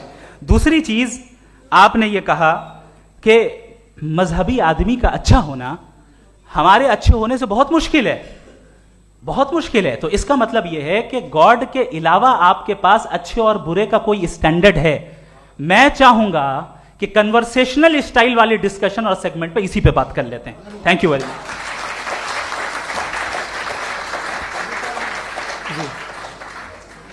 ये रिबटल का राउंड 2 है। आपके पास 5 मिनट का वक्त है, और इसके बाद क्रॉस एग्जामिनेशन शुरू करेंगे। आप चाहें तो जो इन्होंने सवाल पूछे उनके जवाब आप रिबटल में भी दे सकते हैं। जी जी, देखिए, पहले तो ये बात कि ये मिसाल गलत नहीं है, गलत है। इन्होंने पहले ही हमको डिसार्म कर दिया। कह लिया अकल से मामला सॉल्व नहीं हो सकता, लॉजिक से आप पहुंच नहीं सकते। ये एक मेटाफिजिकल चीज़ है। मेटाफिजिकल अजीब सा लफ्ज़ है, ठीक से किसी को माने नहीं मालूम इसके, तो ऐसा लगता है कुछ बड़ी चीज़ है। अरे भाई, क्या होता है मेटाफिजिकल, बताओ, खड़ी हो। ये एक लफ्ज़ है जो कहीं भी इस्तेमाल हो जाता है। जब आप एक बात कर रहे हैं और आप मुझसे बहस कर रहे हैं तो मुझे मेटाफिजिकल मत बताइए, आप लॉजिकली मुझे प्रूफ किए। और अगर लॉजिकली आप नहीं बात करते साहब ये मेटाफिजिकल है, तो फिर हम आप बात क्या कर रहे हैं? मेरा आपका किस ज़बान में कॉन्वर्सेशन होगा? और ये कहना कि वक्त पहले नहीं था, तो फिर क्यों कहते हैं ये हमेशा से और हमेशा रहेगा? हमेशा वक्त है, तो आप कैसे कहते हैं वो हमेशा से है और हमेशा रहेगा? हमेशा का मतलब है कोई वक्त, अगर वक्त ही नहीं है तो हमेशा कैसे? बाहर वो रहेगा। अब मैं ये देखता हूँ, आपने कहा ना कि वहाँ रेप ज़्यादा होते हैं, तो हम एक बात देखते हैं कि ये दुनिया जिस पे वो कादर मुतलक है, जिसकी मर्ज़ी के बगैर पत्ता भी नहीं हिलता, ओमनीपोटेंट है, ये दुनिया चल कैसे रही है? और इस दुनिया का हाल क्या है?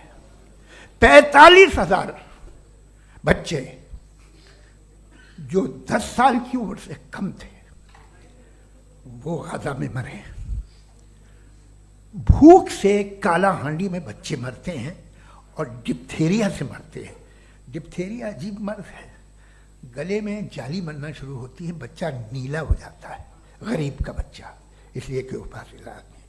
ये कादर मुतलक है जो चाहे कर दे, इससे आप दुआएं मांगते हैं हमारी ये काम कर दे वो कर दे, तो इसका मतलब डे टू डे लाइफ में वो इंटरफेयर करता है और ये देख रहा है वो। अगर वो वाकई भी है फॉर डिस्कशन से, तो मैं जब दुनिया देखता हूँ तो मेरे दिल में उसके लिए कोई इज्जत नहीं पैदा होती। ये क्या कर रहे हो तुम पूरे ऑल पावरफुल हो, ओमनीपोटेंट हो, ओमनी प्रेजेंट हो। तुम तो वहाँ गाजा में रहे होगे ना, तुम हर जगह हो। तुम देख रहे थे कि बच्चे की कैसे धज्जियाँ उड़ रही, तुम देख रहे थे और तुम चाहते हो मैं तुम्हारी परस्तिश करूँगा, तुम हो भी। अरे यार, इससे अच्छे तो हमारे चीफ प्राइम मिनिस्टर हैं, कुछ तो ख्याल करते हैं। कमाल है, आप किसकी इबादत कर रहे हैं? अगर वो है भी, ये दुनिया नाइंसाफी से, जुल्म से, जबर से, तशद्दुद से भरी हुई। और आप ये मत कहिएगा कि वो देख रहा है और वो बताएगा एक दिन। अगर वो देख रहा है और इंटरफेयर नहीं करता तो आप दुआ क्यों मांगते? आप कहते हैं मेरा ये काम करा दे, इसके मतलब है वो दखल दे सकता है, वो आपको नौकरी दिलवा सकता है, भले दूसरे आदमी को न मिले, मगर आपका काम कर देगा चूंकि आपने दुआ मांगी है। तो जब वो आपको नौकरी दिला सकता है, लड़की की शादी कर सकता है, बेटे को ग्रीन कार्ड दिलवा सकता है, तो कम से कम ये जो मर रहे हैं बच्चे, इनको रोक दे, कुछ तो करे। मुझे तो दुनिया में, इस दुनिया का कोई मालिक है, इसका ओमनीपोटेंट कोई रूलर है, और ये दुनिया ऐसी चल रही है। मैं तो चाहूँगा कि भाई ना हो, अगर हो तो बड़ी शर्मिंदगी की बात है। शुक्रिया।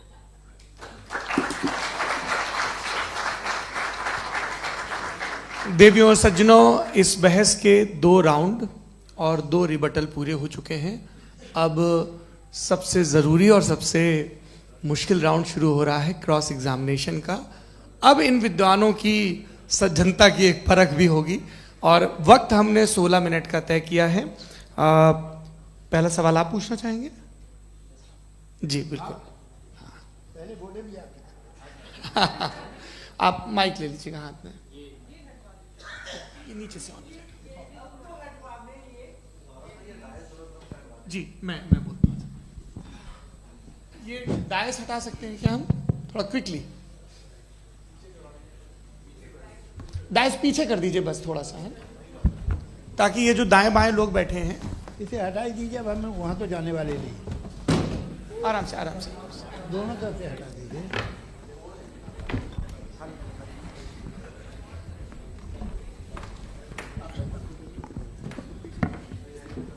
इस बीच आप लोग भी अपने अपने सवाल तैयार कर लें। ये ध्यान रखेंगे कि मैं यहाँ से सवाल लूँगा, आप लोगों को अपना हाथ ऊपर करना है, अपना नाम बताना है और अधिकतम 3 वाक्यों में अपना सवाल पूरा करना है। कई लोग सवाल की जगह भाषण देने लगते हैं, उससे आज बचना है। जी मुफ्ती साहब, पहला सवाल आपका, 16 मिनट हैं, हम दोनों लोगों के सवाल लेंगे। जी जी बहुत शुक्रिया। आपकी जो अभी बात हुई बहुत अहम थी, मैं इसको चाहूँगा कि आगे डिस्कस करूँ, लेकिन चूँकि अभी ये वो सेगमेंट है क्रॉस एग्जामिनेशन, तो सबसे पहला सवाल आपसे ये है कि जो मैं इतनी देर से कॉन्टिंजेंसी आर्ग्यूमेंट आपको बता रहा था, ये अकल से ही बता रहा था हजरत, आप ये बताएं कि आप इन्फिनिट रिग्रेस ऑफ कॉजेस को पॉसिबल मानते हैं या नेसेसरी बीइंग के एग्जिस्टेंस को सही समझते हैं? चूंकि 2 ही ऑप्शन हो सकता है, आप ये बताएं। देखिए, आपको मैं ईमानदारी से बात करूं, एक तो मैं कॉन्टिजेंसी वर्ड ठीक से समझता नहीं, और इस वक्त भी जो आपने अंग्रेजी के अल्फाज इस्तेमाल किए वो ज़रा थोड़े से मुझे डिफ़िकल्ट और कॉम्प्लिकेटेड लगे, तो आप ज़रा सिंपल ज़बान में सवाल कर सकते हैं? बिल्कुल कर सकता हूँ जी। यूनिवर्स की हर चीज कॉन्टिंजेंट होने का मतलब यह है कि वो अपने एग्जिस्टेंस में किसी के ऊपर डिपेंडेड है। जो भी चीज डिपेंडेड होगी वो चीज इंडिपेंडेंट नहीं हो सकती, तो उसका कोई ना कोई कॉज होगा। तो अब आप क्या समझते हैं कि ये इन्फिनिट रिग्रेस है, यानी कॉज पर कॉज, कॉज पर कॉज, कॉज पर कॉज, और कभी कोई यानी ये एंडलेसली चलता रहा? क्योंकि अगर ऐसा होगा तो हम तो एग्जिस्टेंस में आते ही नहीं, लॉजिकली ये मुत्तफक अलैह चीज है, मुत्तफक अलैह अग्रीड अपॉन। ओके, इस पे हमने एग्री किया था कि मुश्किल शब्द आएगा तो अर्थ बताना पड़ेगा। तो इन्फिनिट रिग्रेस तो पॉसिबल नहीं है, तो कहीं ना कहीं आपको रुकना पड़ेगा ऐसे नेसेसरी बीइंग पर। नहीं, कोई जरूरत नहीं रुकने की। किसने कहा आप रुकना पड़ेगा? आप रुकते हैं खुदा पे, आप नहीं रुकते। आप कहते हैं वो हमेशा से, जब उस वक्त से जब वक्त नहीं था। आप कहाँ रुकते हैं कि अब हुआ था वो? आप नहीं कहते। हम क्यों नहीं मान सकते कि यूनिवर्स जो है और बल्कि मल्टीवर्सेस जो है वो हमेशा से हैं, वो बनती है, बिगड़ती है। एक हमारे यहाँ एक चीज़ है ब्लैक होल, वो समेट लेता है वापस, फिर ब्लास्ट होता है, फिर फैल जाता है। और इसमें हमारी तो खैर कोई औकात ही नहीं है इंसान की। एक छोटे से ज़र्रे पे हम 50-60 साल की उम्र रखते हैं, जो करोड़ों अरबों साल की कायनात है उसमें, और पैदा भी नहायत ही बेहुदा वजह से हुए थे। तो इसमें ये सोचना कि इसकी वजूहात और ये क्यों है, ये डिपेंडेंट है, ये हम देख रहे हैं। क्या मालूम, आप सोचिए कि ये जो फैल रही है कायनात, ये कहाँ फैल रही है, ये कहाँ जा रही है, और ये फैल क्यों रही है? अरे बना ली थी तुमने, रुको भैया, काफ़ी है। ये फैल क्यों रही है? ये और कौन सी कायनात जिसे मैं दूरबीन से देखता हूँ तो 2 बिलियन लाइट ईयर पे है, उससे मेरा कोई वास्ता ही नहीं है। 2 बिलियन ईयर यानी अगर मैं 80,000 माइल्स पर सेकेंड से चलूँ तो 20 करोड़ साल में वहाँ पहुँच जाऊँगा। इसकी ज़रूरत क्या थी? ये दुनिया, ये कायनात तो इंसान अशरफुल मखलूक़ात के लिए बनाई गई ना। तो ये सब ये टर्म समझ में नहीं आया, इसमें कोई खास समझने वाली बात थी भी नहीं। ये जो अल्टीमेट कहा यह जाता है कि ये जो पूरी यूनिवर्स है, ये जो दुनिया है, ये इंसान के लिए बनाई गई। अच्छा, ये सब इंसान के लिए। क्यों साहब, सही है ना? बिल्कुल, लेकिन इसका ये मतलब नहीं कि किसी चीज के पीछे रीजन आपको नहीं पता तो रीजन नहीं है, इसे कहते हैं नहीं, मुझे नहीं पता, लेकिन मेरी जिम्मेदारी नहीं है। वो बिल्कुल सही कहा था उसने, बर्टन रसल ने, आपने उसे मजाक में टाल दिया कि भाई आप एक दावा कर रहे हैं, मैं क्यों कहूं कि ये गलत है दावा? आप प्रूफ कीजिए, मेरे पे जिम्मेदारी ही नहीं है, मैंने थोड़ी कहा है। आप प्रूफ कीजिए कि ये सही है। आप आर्ग्यूमेंट ऑफ कंटिंजेंसी का जवाब ही नहीं दे रहे हैं। सवाल पूछना चाहेंगे? आप सवाल पूछना चाहेंगे मुफ्ती साहब से? क्योंकि ये क्रॉस एग्जामिनेशन का दौर है। आप जैसे पहले बोल रहे थे फेथ को लेके कुछ, मैं ये पूछना चाहूँगा कि खुदा ने जो भी रेवलेशन किए हैं, एक मज़हब के लिए बहुत से मज़हबों में किए हैं, अलग अलग रेवलेशन है। कहीं कुछ एक बातें हैं, कॉन्ट्रडिक्शन भी है आपस में, कहीं कुछ आप कर सकते हैं, कहीं कुछ नहीं कर सकते। ऐसा नहीं है कि सबकी कोड ऑफ मॉरल एक है। तो ये किस्सा क्या है? अब आप ये देखिए कि मुझे कभी कभी लगता है कि जो फुटबॉल फाइनल होता है, लाखों लोग होते हैं, फिर वो टीवी कवर कर रही करोड़ों लोग, अगर उसमें खुदा की एक बूमिंग आवाज़ आ जाती, मैं गॉड हूँ, तो सारे लोग अभी सुन लेते और टीवी पे भी सुन लेते, किस्सा खत्म होता। ये इतनी राजदारी क्या है कि तुम सामने कुछ तो सबूत दे दो हमें सॉलिड। ये कह साहब ये यूनिवर्स कैसे बनी, इससे मसला क्या हल होगा? मैं पूछूंगा आपसे खुदा कैसे बना? क्यों नहीं पूछूंगा कैसे बना? बल्कि वो तो कायनात से कहीं ज़्यादा इंटेलिजेंट है, कायनात से कहीं ज़्यादा कॉम्प्लेक्स। जी वो हमेशा से है, आप कहेंगे मैं मान लूँगा। अच्छा, दोयम वो कादिर मुतलक, यानी कादिर मुतलक का मतलब ओमनीपोटेंट, वो जो चाहे कर सकता है। आपको नौकरी दिलवा सकता है, आपकी अच्छी जगह शादी करवा सकता है, आपके पड़ोसी का मुकदमा हरवा सकता है, आपको जिता सकता है, सब काम करता है। थोड़ा सा माइक क्लोज। वो इस दुनिया को चला कैसे रहा है? ये दुनिया कैसे चल रही है? आपको इस पर हैरत नहीं होती? या क़यामत के बाद कभी एक जस्टिस होगा, जब ये बच्चा मर चुका होगा, जिसकी धज्जियाँ उड़ गई बम से, इसको इंसाफ मिलेगा तब? अच्छा, अब जवाब दूं? हाँ जी, मैं इसीलिए आप की तरफ। सबसे पहले आपने रेवलेशन और स्क्रिप्चर्स की बात की, इस पे मैं बात कर सकता हूं, लेकिन आज नहीं करूंगा चूंकि वक्त कम है, कभी और इस पे डिस्कस करेंगे। मैं तैयार हूं उस पे भी बात करने के लिए। ये अभी से राउंड 2 की भूमिका तय हो रही है। Does God exist round 2? चूंकि आज गॉड के एग्जिस्टेंस पे बात है, तो मैं उसी के रिलेटेड जो है आपके सवालात को एंटरटेन भी करूंगा और मैं भी पूछूंगा। आपने कहा कि आपने साबित ही नहीं किया, जबकि आर्ग्यूमेंट ऑफ कॉन्टिंजेंसी बुनियादी आर्ग्यूमेंट है। आप मुझे कॉन्टिंजेंसी का मतलब बताइए, आपका मतलब क्या है कॉन्टिंजेंसी? कॉन्टिंजेंसी का मतलब यह हुआ कि हर वो वजूद जो किसी भी चीज का पाबंद है, हर वो वजूद या हर वो चीज जो अपने एग्जिस्टेंस में किसी भी चीज के पाबंद है और उससे बाउंड है, उसको उसकी जरूरत है, उस पर डिपेंड करती है, तो जाहिर सी बात है कि उसका कोई ना कोई कॉज होता है। ये तो अक्ल की बात है। ये आप रीजनिंग की बात करते हैं, मैं वही कर रहा हूं। दूसरी चीज, आपने ये बात कही कि इतने बिलियन लाइट ईयर्स दूर है, उसका मेरा क्या लेना देना। फिर मेरे ख्याल से आपको ये नहीं कहना चाहिए I think therefore I am an atheist. आपको सोचना चाहिए, सिर्फ आप एक लिमिटेड दायरे में रहकर नहीं सोचें, बल्कि बाहर निकलकर सोचें। आपने तीसरा सवाल किया, आपने 2-3 सवाल एक साथ। ऐसी बातें ना कीजिए, कुछ लोगों को इतराज हो जाएगा आप पे कि आप कुछ भी सोचिए। ये इजाजत आपको है नहीं, मुझे है।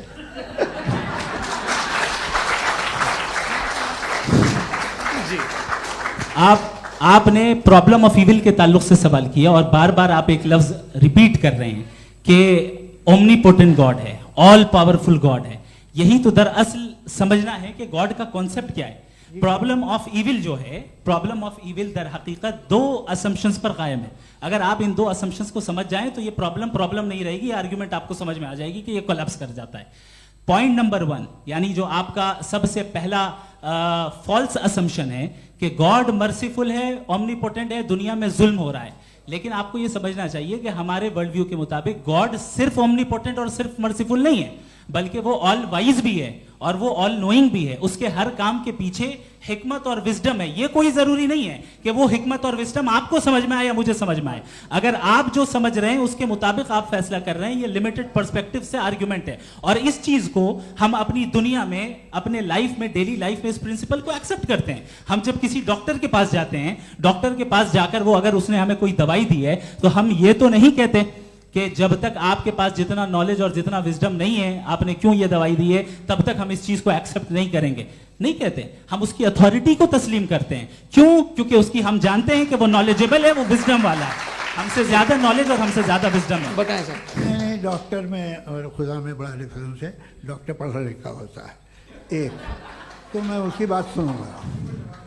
दोयम ये नहीं कुछ जवाब तो ये भी नहीं है सर। प्लीज आप अगर सब ऑडियंस से बोलने लगेंगे तो फिर मतलब नहीं सिविलाइज्ड बहस का। मतलब आप ये कहें कि चूंकि आप डॉक्टर पे बिलीव करते हैं इसलिए खुदा पे बिलीव किए, क्या ये मिसाल आपको समझाने के लिए आर्गुमेंट है, इस पे आपको एतराज नहीं है। तो सिंपल बात ये है कि मैं अगर ये यकीन कर लूँ कि एक ओमनीपोटेंट, उसकी मसलहत है, ये जो बच्चे मर रहे हैं ये मसलहत है उसकी, मुझे नहीं चाहिए थी मसलहत। उसकी मसलहत नहीं, यही तो समझना है, मतलब एक्सपीरियंस। अच्छा, इस आपने अभी मेरी बात पूरी सुनी नहीं। मैंने कहा आपका पूरा आर्ग्यूमेंट दो फॉल्स असम्पशंस पर है। एक फॉल्स असम्पशन मैंने बता दिया, दूसरा फॉल्स असम्पशन ये है कि इस दुनिया में इविल के होने का कोई गुड रीजन नहीं है, जबकि हमारे पास बाज रीजंस मौजूद हैं, हमारे पास बाज वजूहात मौजूद हैं। अगर इस दुनिया में इविल ना हो तो आप गुड को डिफाइन कैसे करेंगे? अगर जुल्म ना हो आप इंसाफ को समझेंगे कैसे? अगर तारीकी ना हो तो आप लाइट को समझेंगे कैसे?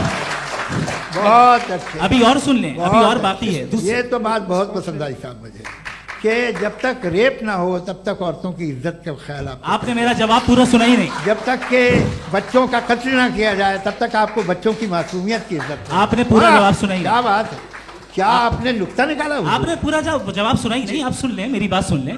ये मैंने आपको एक चीज बताई। दूसरी चीज, इस दुनिया में हम आए हैं टेस्ट के लिए, हमारा टेस्ट हो रहा है और हर इंसान का अलग अलग अंदाज में टेस्ट होता है।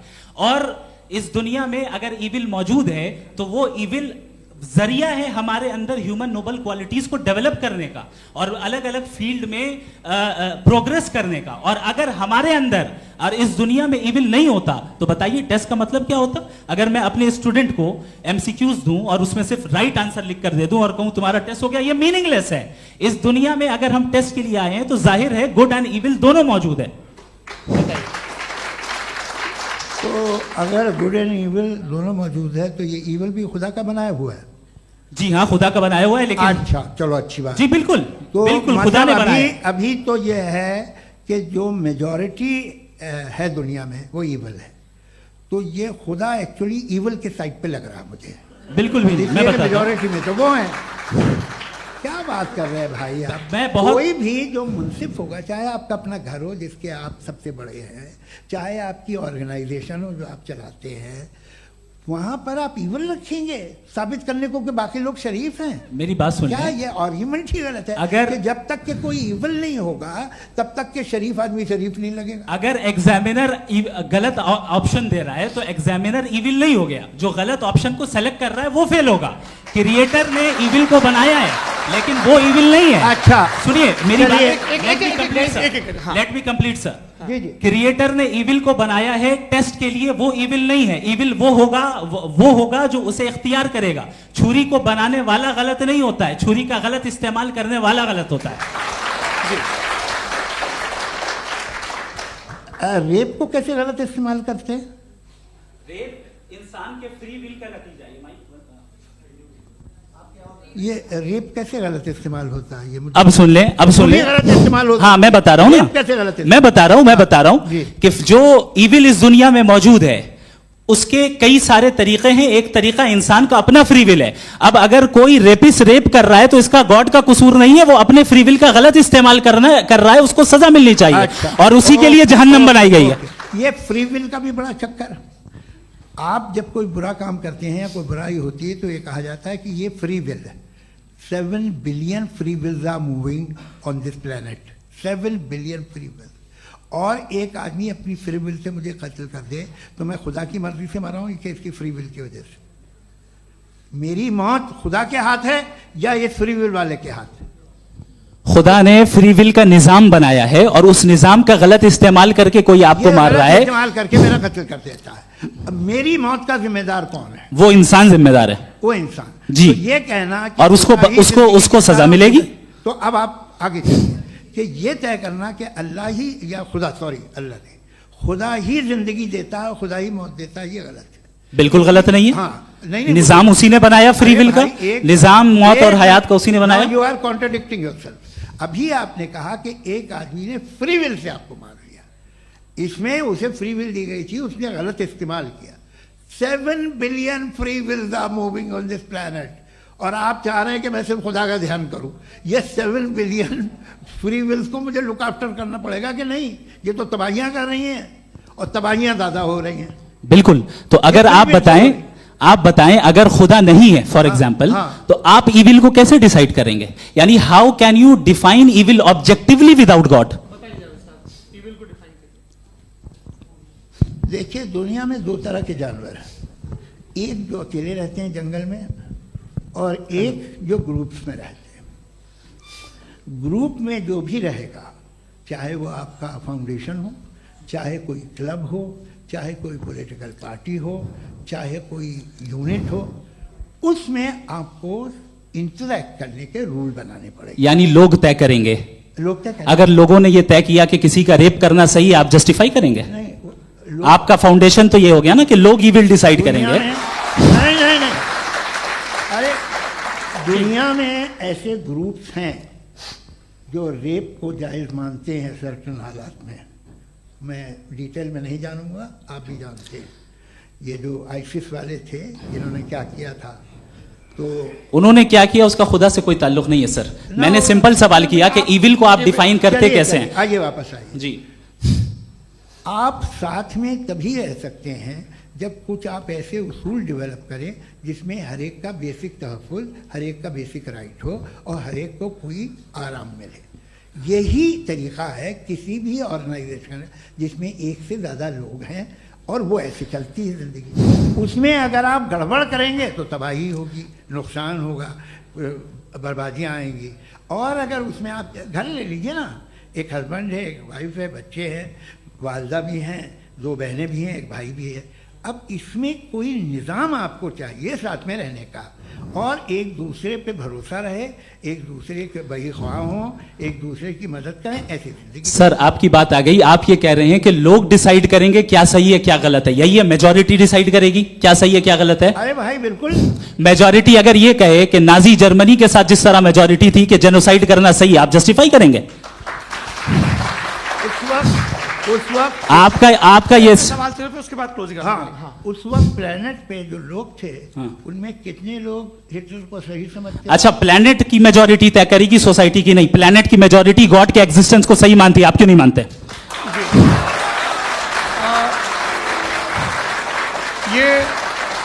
हेलो ये क्रॉस क्वेश्चन का राउंड यहां पर समाप्त होता है। और ये बड़ा अच्छा है कि इस तरह से फ्रेगमेंट कर दिया गया है ताकि जो मरकरी ऊपर जा रहा है नीचे जवाब दे दूं। जी। प्लेनेट की ज़्यादातर मेजॉरिटी कुछ दूसरे मजहबों के खुदा को मानती है। आप उन्हें क्यों नहीं? आप तो मेजॉरिटी की बात कर रहे हैं। अच्छा, ये क्लोजिंग आप ये कह रहे हैं इविल और गुड को डिसाइड मेजॉरिटी करेगी। मेजॉरिटी जो कर दे वो सही हो जाएगा। क्लोजिंग इसको जैसा आप ही लोगों ने तय किया है उसी फॉर्मेट को फॉलो कर लेते हैं। हाँ भाई, मैंने तो भले लोगों पे एतबार किया और तब मॉडरेशन तय किया। जी, आपके पास 5 मिनट का वक्त है, क्लोजिंग आर्ग्यूमेंट है, उसके बाद हम ऑडियंस से क्वेश्चन आंसर लेंगे जावेद साहब की क्लोजिंग आर्ग्यूमेंट के बाद। ओके, बहुत शुक्रिया जी। हमारा जो टॉपिक है डज गॉड एग्जिस्ट, मैं इस पे इतने एकेडमिक तैयारी करके आया था, मुझे था कि मैंने सोचा था कि कई सारे मैं आर्ग्यूमेंट्स दूंगा, लेकिन वक्त की भी किल्लत और जावेद साहब बार बार इधर उधर चले जा रहे थे तो उसको भी थोड़ा एंटरटेन करना पड़ गया। डज गॉड एग्जिस्ट पे मैं एक ही आर्ग्यूमेंट दे पाया। आर्ग्यूमेंट्स बहुत हैं और डेफिनेटिव आर्ग्यूमेंट्स हैं, और मेरे आर्ग्यूमेंट को किसी एक राउंड में भी इन्होंने एंटरटेन नहीं किया और रेफ्यूट नहीं किया, एक राउंड में भी नहीं, एक राउंड में भी नहीं। और ना ही अभी आपका क्लोजिंग आर्ग्यूमेंट आएगा, नहीं वो बता देना। Argument of contingency sir. अरे मैं आपसे कई बार कह चुका हूँ कंटीजेंसी का मतलब अब मैं कैसे समझाऊं आपको आपस में? हाँ, आप और कितने आसानी से समझाऊं मैं, मुझे तो नहीं समझ में आ रहा है। आप अपनी आर्ग्यूमेंट ऑफ कंटीजेंसी उर्दू में बोल सकते हैं। हाँ, आप अपनी बात पूरी कर लें जी, आखिरी 4 मिनट। दूसरी चीज, just a minute please ma'am, can I talk? दूसरी चीज ये है कि आपने एक तो इसका जवाब नहीं दिया, दूसरा आपने गॉड के ना होने पर कोई डेफिनेटिव आर्ग्यूमेंट नहीं दिया, सिर्फ मजहब पे बात कर रहे हैं आप। मजहब तो आज हमारा टॉपिक ही नहीं था। आज तो हमारा टॉपिक हो, आप मजहब से ले लेकर आईएस तक चले गए। भाई हमारा क्या ताल्लुक है उससे? We condemn them. और उसका गॉड से क्या ताल्लुक है? अगर कोई गलत काम कर रहा है, किसी ने किसी को कत्ल किया, किसी ने किसी का रेप किया, उसको सजा मिलनी चाहिए। और आपके पास कोई भी rational strong foundation of morality नहीं है। आपने कहा कि मेजॉरिटी तय करेगी सोसाइटी की, वो सही होगा। मैंने कहा हिटलर को फिर आप सही कहेंगे? नहीं नहीं नहीं नहीं, प्लैनेट की सोसाइटी की मेजॉरिटी तय करेगी। तो प्लैनेट की मेजॉरिटी गॉड के एग्जिस्टेंस को मानती है, आप कह रहे हैं ये रिलीजियस है। तो यानी आपके पास कोई स्ट्रॉन्ग फाउंडेशन नहीं है ऑब्जेक्टिव मोरालिटी का। ऑब्जेक्टिव मोरालिटी का अगर कोई फाउंडेशन है तो वो सिर्फ गॉड है, गॉड है, गॉड है। थैंक यू जी। ये मुफ्ती शमाइल नदवी साहब का क्लोजिंग आर्ग्यूमेंट था। अब हमारे पास जी ये बड़ा अच्छा है कि दोनों लोगों को मॉडरेटर से शिकायत भी और बोल रहे भाई हमारी शाबाशी भी तो करते चलो। अब मेरी बात जी, आपके पास जावेद अख्तर साहब 5 मिनट का वक्त है। ये आपका क्लोजिंग आर्ग्यूमेंट है, टाइम रीसेट कर दें जी। देखिए, बहुत सारी बातें हैं। गॉड का डेफिनेशन दुनिया के किसी भी रिलीजन में है कि वो ओमनीपोटेंट है, ओमनीप्रेजेंट है, he is just, he is kind, he loves you and so on. मैं जब दुनिया देखता हूँ तो मुझे कोई ऐसा सुप्रीम पावर यहाँ दिखाई नहीं देती है जो इंसान की बहबूदी के लिए कुछ कर रही हो, कमज़ोर को बचा रही हो, मदद कर रही हो, जालिम को पीछे हटा रही हो। मैं नहीं देखा, तारीख़ में नहीं। एक तो अगर है और ये देख रहा है तमाशा, तो उसका होना न होना बराबर है।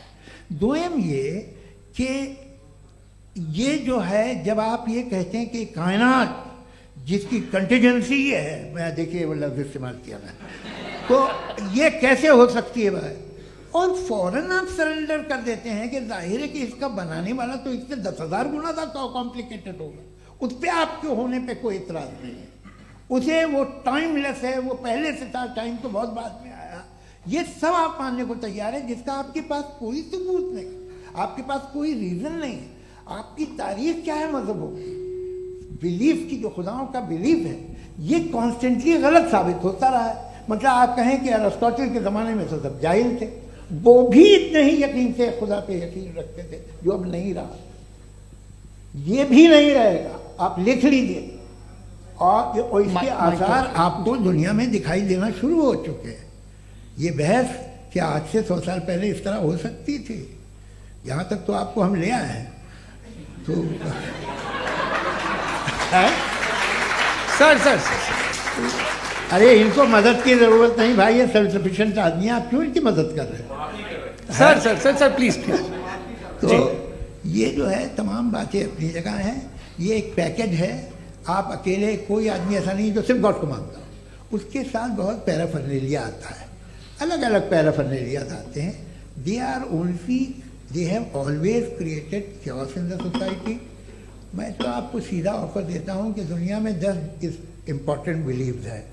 आप 1 मानते हैं, 9 नहीं मानते, 9 में आप एथियस्ट हैं, 9 को आप बिल्कुल रीजनेबली मेरी तरह देखते हैं। तो 90 मजहबी आदमी भी 90% एथियस्ट है। वो दूसरे खुदा नहीं मानता, एक खुदा मानता है, अपना वाला, बाकियों को कहता है गलत है। अगर आप मानना ही बंद कर दे तो आपका 10% चांस है कि आप सही हैं और 90% चांस है कि आप गलत हैं। मेरा मशवरा है, आप मानना छोड़ दिए तो 50% चांस होगा कि आप सही हैं और 50% चांस होगा, 40% आप गेन करेंगे by becoming an atheist.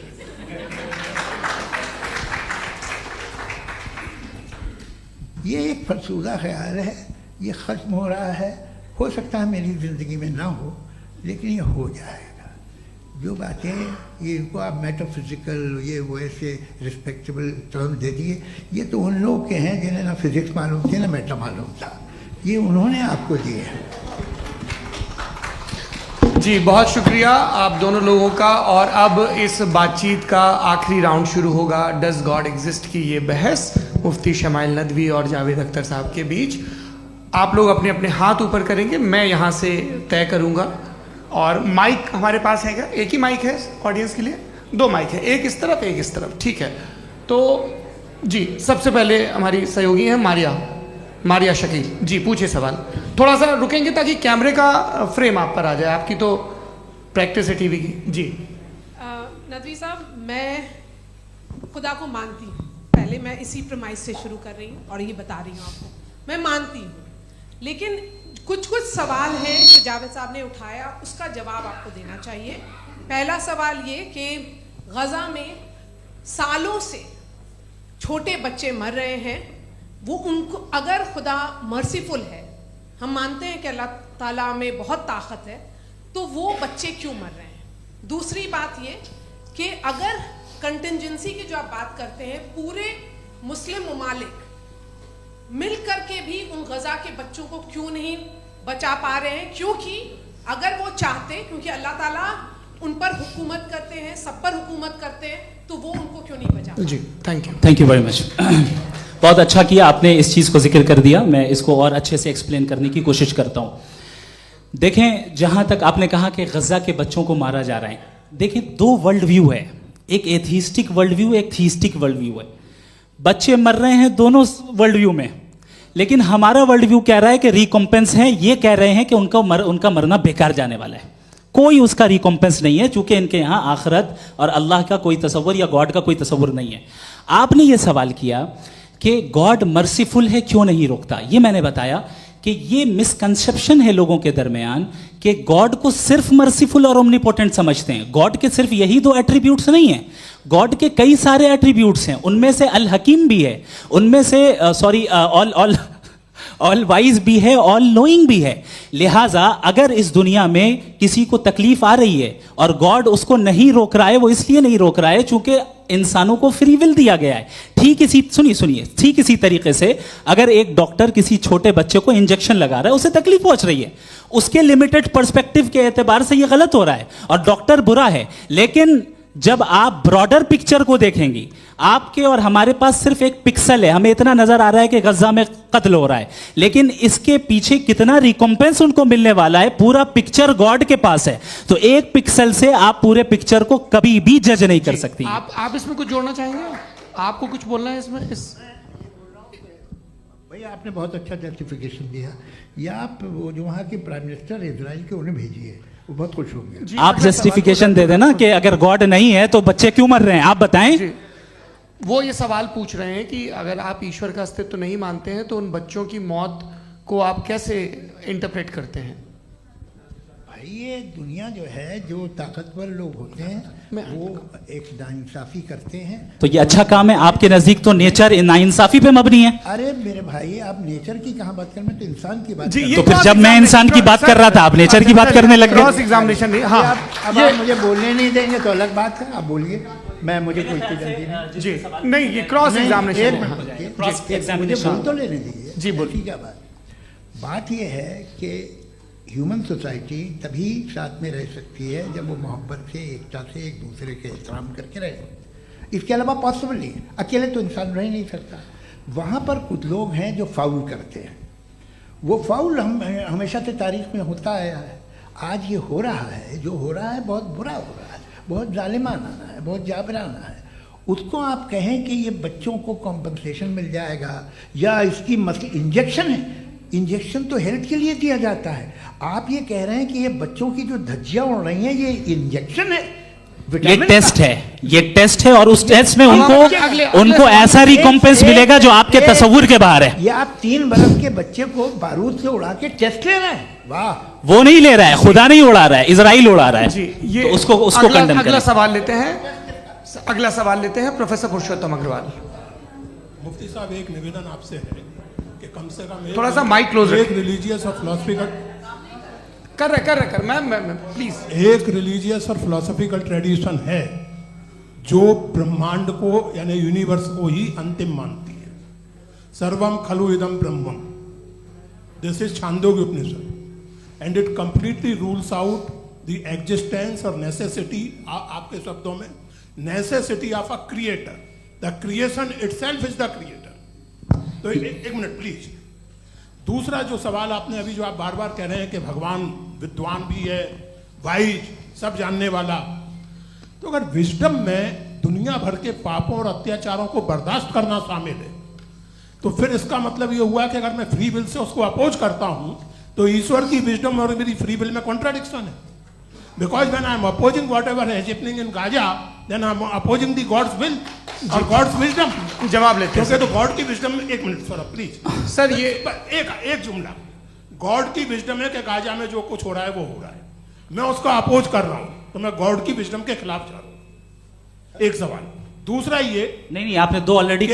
Sir आप और सवाल कर लें, लेकिन मुझे दो जवाब दे सर, पहले आपने ये कहा, सुनिए मेरी बात सुनिए। इजराइल के गॉड के मुताबिक तुम्हारा ठीक हो रहा है ना? नहीं हो रहा है, ठीक नहीं हो रहा है, मैं बता रहा हूँ क्या हो रहा है। आप तशरीफ रखिए, मैं बता रहा हूँ क्या हो रहा है। Let me complete please. एक सेकंड गाइस, एक सेकंड। ये देखिए ऐसा है कि ये सब बड़ा आपस में विचार विमर्श के बाद ये तय हुआ था कि कुछ नियम बना लिए जाएं ताकि एक टाइम बाउंड बातचीत चले। और भाई साहब आप बड़ा जरूरी काम कर रहे हैं, लेकिन कैमरे के फ्रेम में आके उस काम को गड़बड़ कर दे रहे हैं। ठीक है गुरु, अब मेरे को कहीं का गुस्सा कहीं निकालना था, सॉरी। नहीं कोई गुस्सा नहीं है जी। तो प्रोफेसर ने सवाल पूछे, आप उनके जवाब दें, और थोड़ा ये सब लोग थोड़ा ख्याल रखें भाई, सवाल संक्षिप्त रखें जी। आपने दो सवाल किया। सबसे पहला ये कहा कि हमारे पास ये कॉन्सेप्ट है कि ये यूनिवर्स खुद नेसेसरी बीइंग है, creation itself is the creator. How irrational is this कि मैं एग्जिस्ट करूंगा बाद में, लेकिन अभी एग्जिस्ट कर भी रहा हूं, यानी एक ही टाइम में एग्जिस्ट भी कर रहे हैं, नहीं भी कर रहे हैं। This is not true. दूसरी चीज आपने कहा कि अगर इजराइल में, सॉरी माफ कीजिएगा, Israel doesn't exist, occupied Palestine में अगर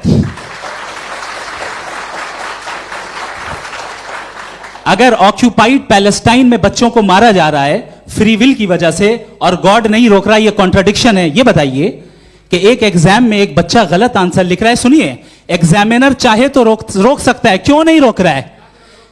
ये कॉन्ट्रडिक्शन है, ये कॉन्ट्रडिक्शन नहीं है। माइक नहीं सर, ये आपस में जी, ये क्या आपका सवाल? माइक दीजिए। फ्री विल दिया गया है टेस्ट के लिए, अकाउंटेबिलिटी के लिए। अगर फ्री विल नहीं होता तो आप कहते हैं हमें रोबोट बना दिया गया। नॉट मिसरिप्रेजेंट माय पोजीशन, आपकी जो भी पोजीशन, मैं अपनी फ्री विल के नाते, अपने ह्यूमन विजडम के नाते गाजा में हो रही अत्याचार का विरोध करता हूं। बिल्कुल करना चाहिए। आपके हिसाब से मैं गॉड की विजडम का विरोध कर रहा हूं? बिल्कुल नहीं, जो हो रहा है गॉड, बिल्कुल भी नहीं, बिल्कुल भी नहीं।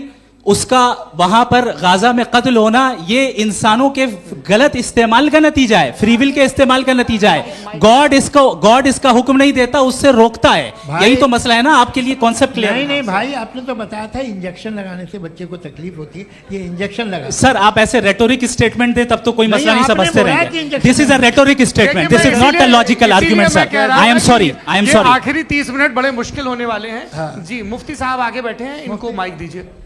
हाँ तरुण, माइक आप अपने पास रखिए, आपको कैमरे का फ्रेम पता है जी।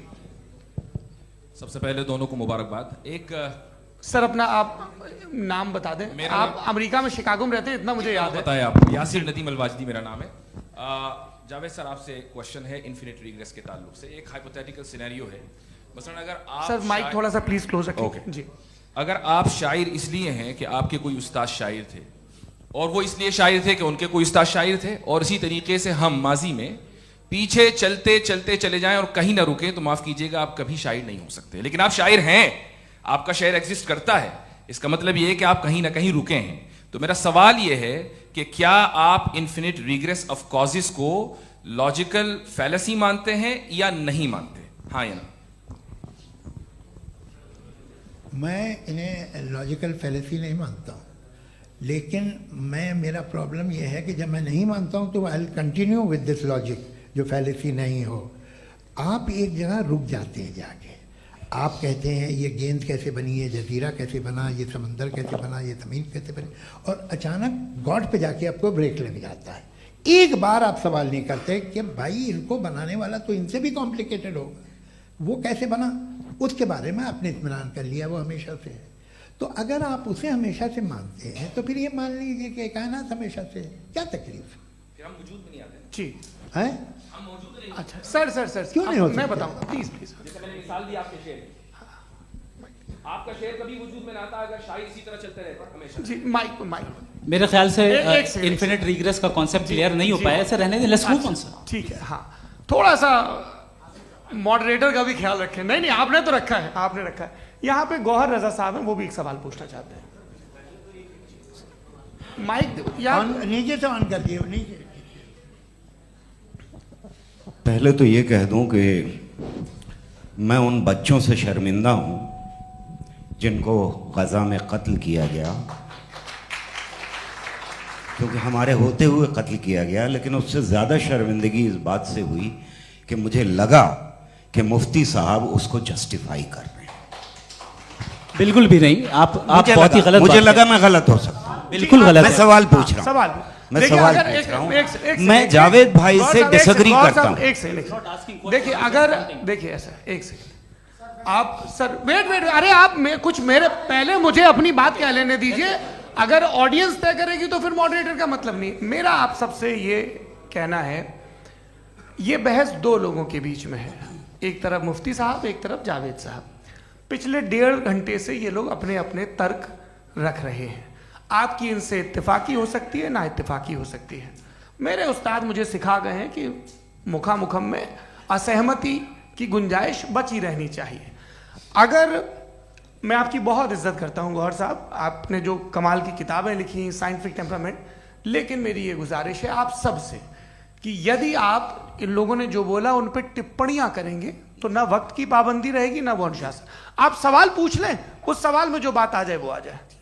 मैं जावेद साहब से डिसएग्री करता हूं, इसलिए जावेद साहब से सवाल पूछ रहा हूं। आपका सवाल जावेद अख्तर साहब से। और सवाल ये है मेरा कि जावेद साहब ने कई बार लॉजिक का इस्तेमाल किया कि साइंस में लॉजिक है और रिलीजन में लॉजिक नहीं है। मेरा ख्याल ये है कि रिलीजन में भी लॉजिक है, लेकिन उस लॉजिक की बेसिस ये है कि आप रुक जाते हैं, जिसका जिक्र जावेद साहब ने बार बार किया, यानी खुदा के तसव्वुर पे आते हुए, गॉड के तसव्वुर पे आते हुए रुक जाते हैं। और इसमें सवाल पूछना मतलब फॉरबिडन होता है।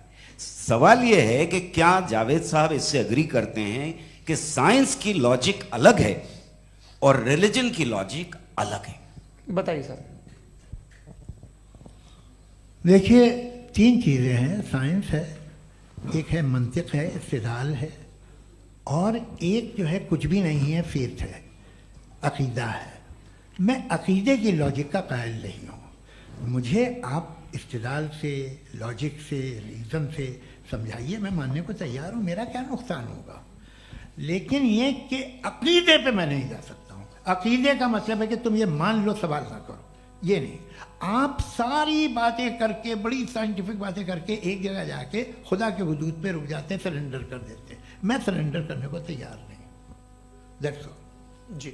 ये आगे सर बैठे हुए हैं, इनको माइक दीजिए। भाई। वो आप पूछना चाह रहे थे ना भाई? हाँ नहीं मैं ये थैंक यू जी। आपका नाम? आसिम इफ्तिखार। आसिम जी, पूछिए।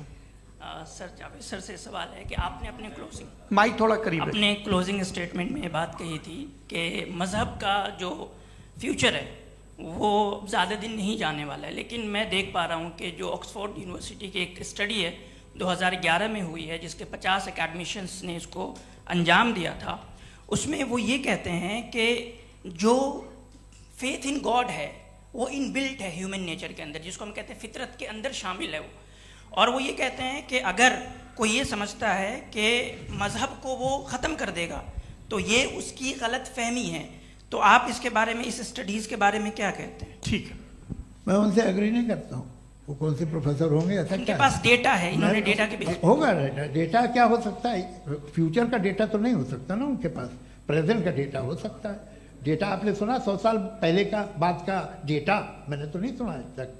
तो आज उनकी ये राय है और हो भी राय। ठीक है, दुनिया में तरह तरह की राय है लोग, लेकिन मैं समझता हूँ कि वक्त के साथ इंसान ज़्यादा से ज़्यादा रीजनेबल और लॉजिकल होता जा रहा है। आज आप देखिए वेस्टर्न यूरोप में क्या परसेंटेज है नॉन बिलीवर्स की, बहुत हाई, वहाँ चर्च खाली पड़े होते हैं। तो अल्टीमेटली तो इंसान कोई ऐसी बात बहुत अरसे तक नहीं मान सकेगा, चाहे गलत या सही, जो उससे उसके दिमाग को, उसके जहन को, उसके लॉजिक को अपील न करे। वो कह रहे हैं तो ऑक्सफोर्ड के होंगे तो कैम्ब्रिज के होंगे, तो मुझे क्या लेना देना, उनका डेटा मुस्तकबिल का नहीं हो सकता है। जी दीपक, हाँ पूछिए। मैं आऊँगा, अभी पीछे की साइड भी आऊँगा, माइक वहीं भेजूंगा 2-3 साल के लिए। जी जावेद साहब, आपसे सवाल है। नमस्ते। अरे भाई सर, अगर आप ही लोग को तय करना है तो फिर 200 लोग तय कर लें। नहीं sir, please don't do this sir. Everybody has a right sir, but we can only take selected questions. No sir, ये यंग लोग भी हैं तो इनकी ये अब उतने यंग, भाई आप यंग हैं कि नहीं हैं? वो कह रहे हैं वो भी यंग हैं साहब, आप उनकी नौजवानी पर दावा उनको ही करने थे। हाँ मुफ्ती साहब आप यंग, हाँ पूछे। अरे भैया सर मेरा सवाल ये है, कुछ इनसे भी तो पूछो। जी नहीं, बस आपसे एक सवाल है।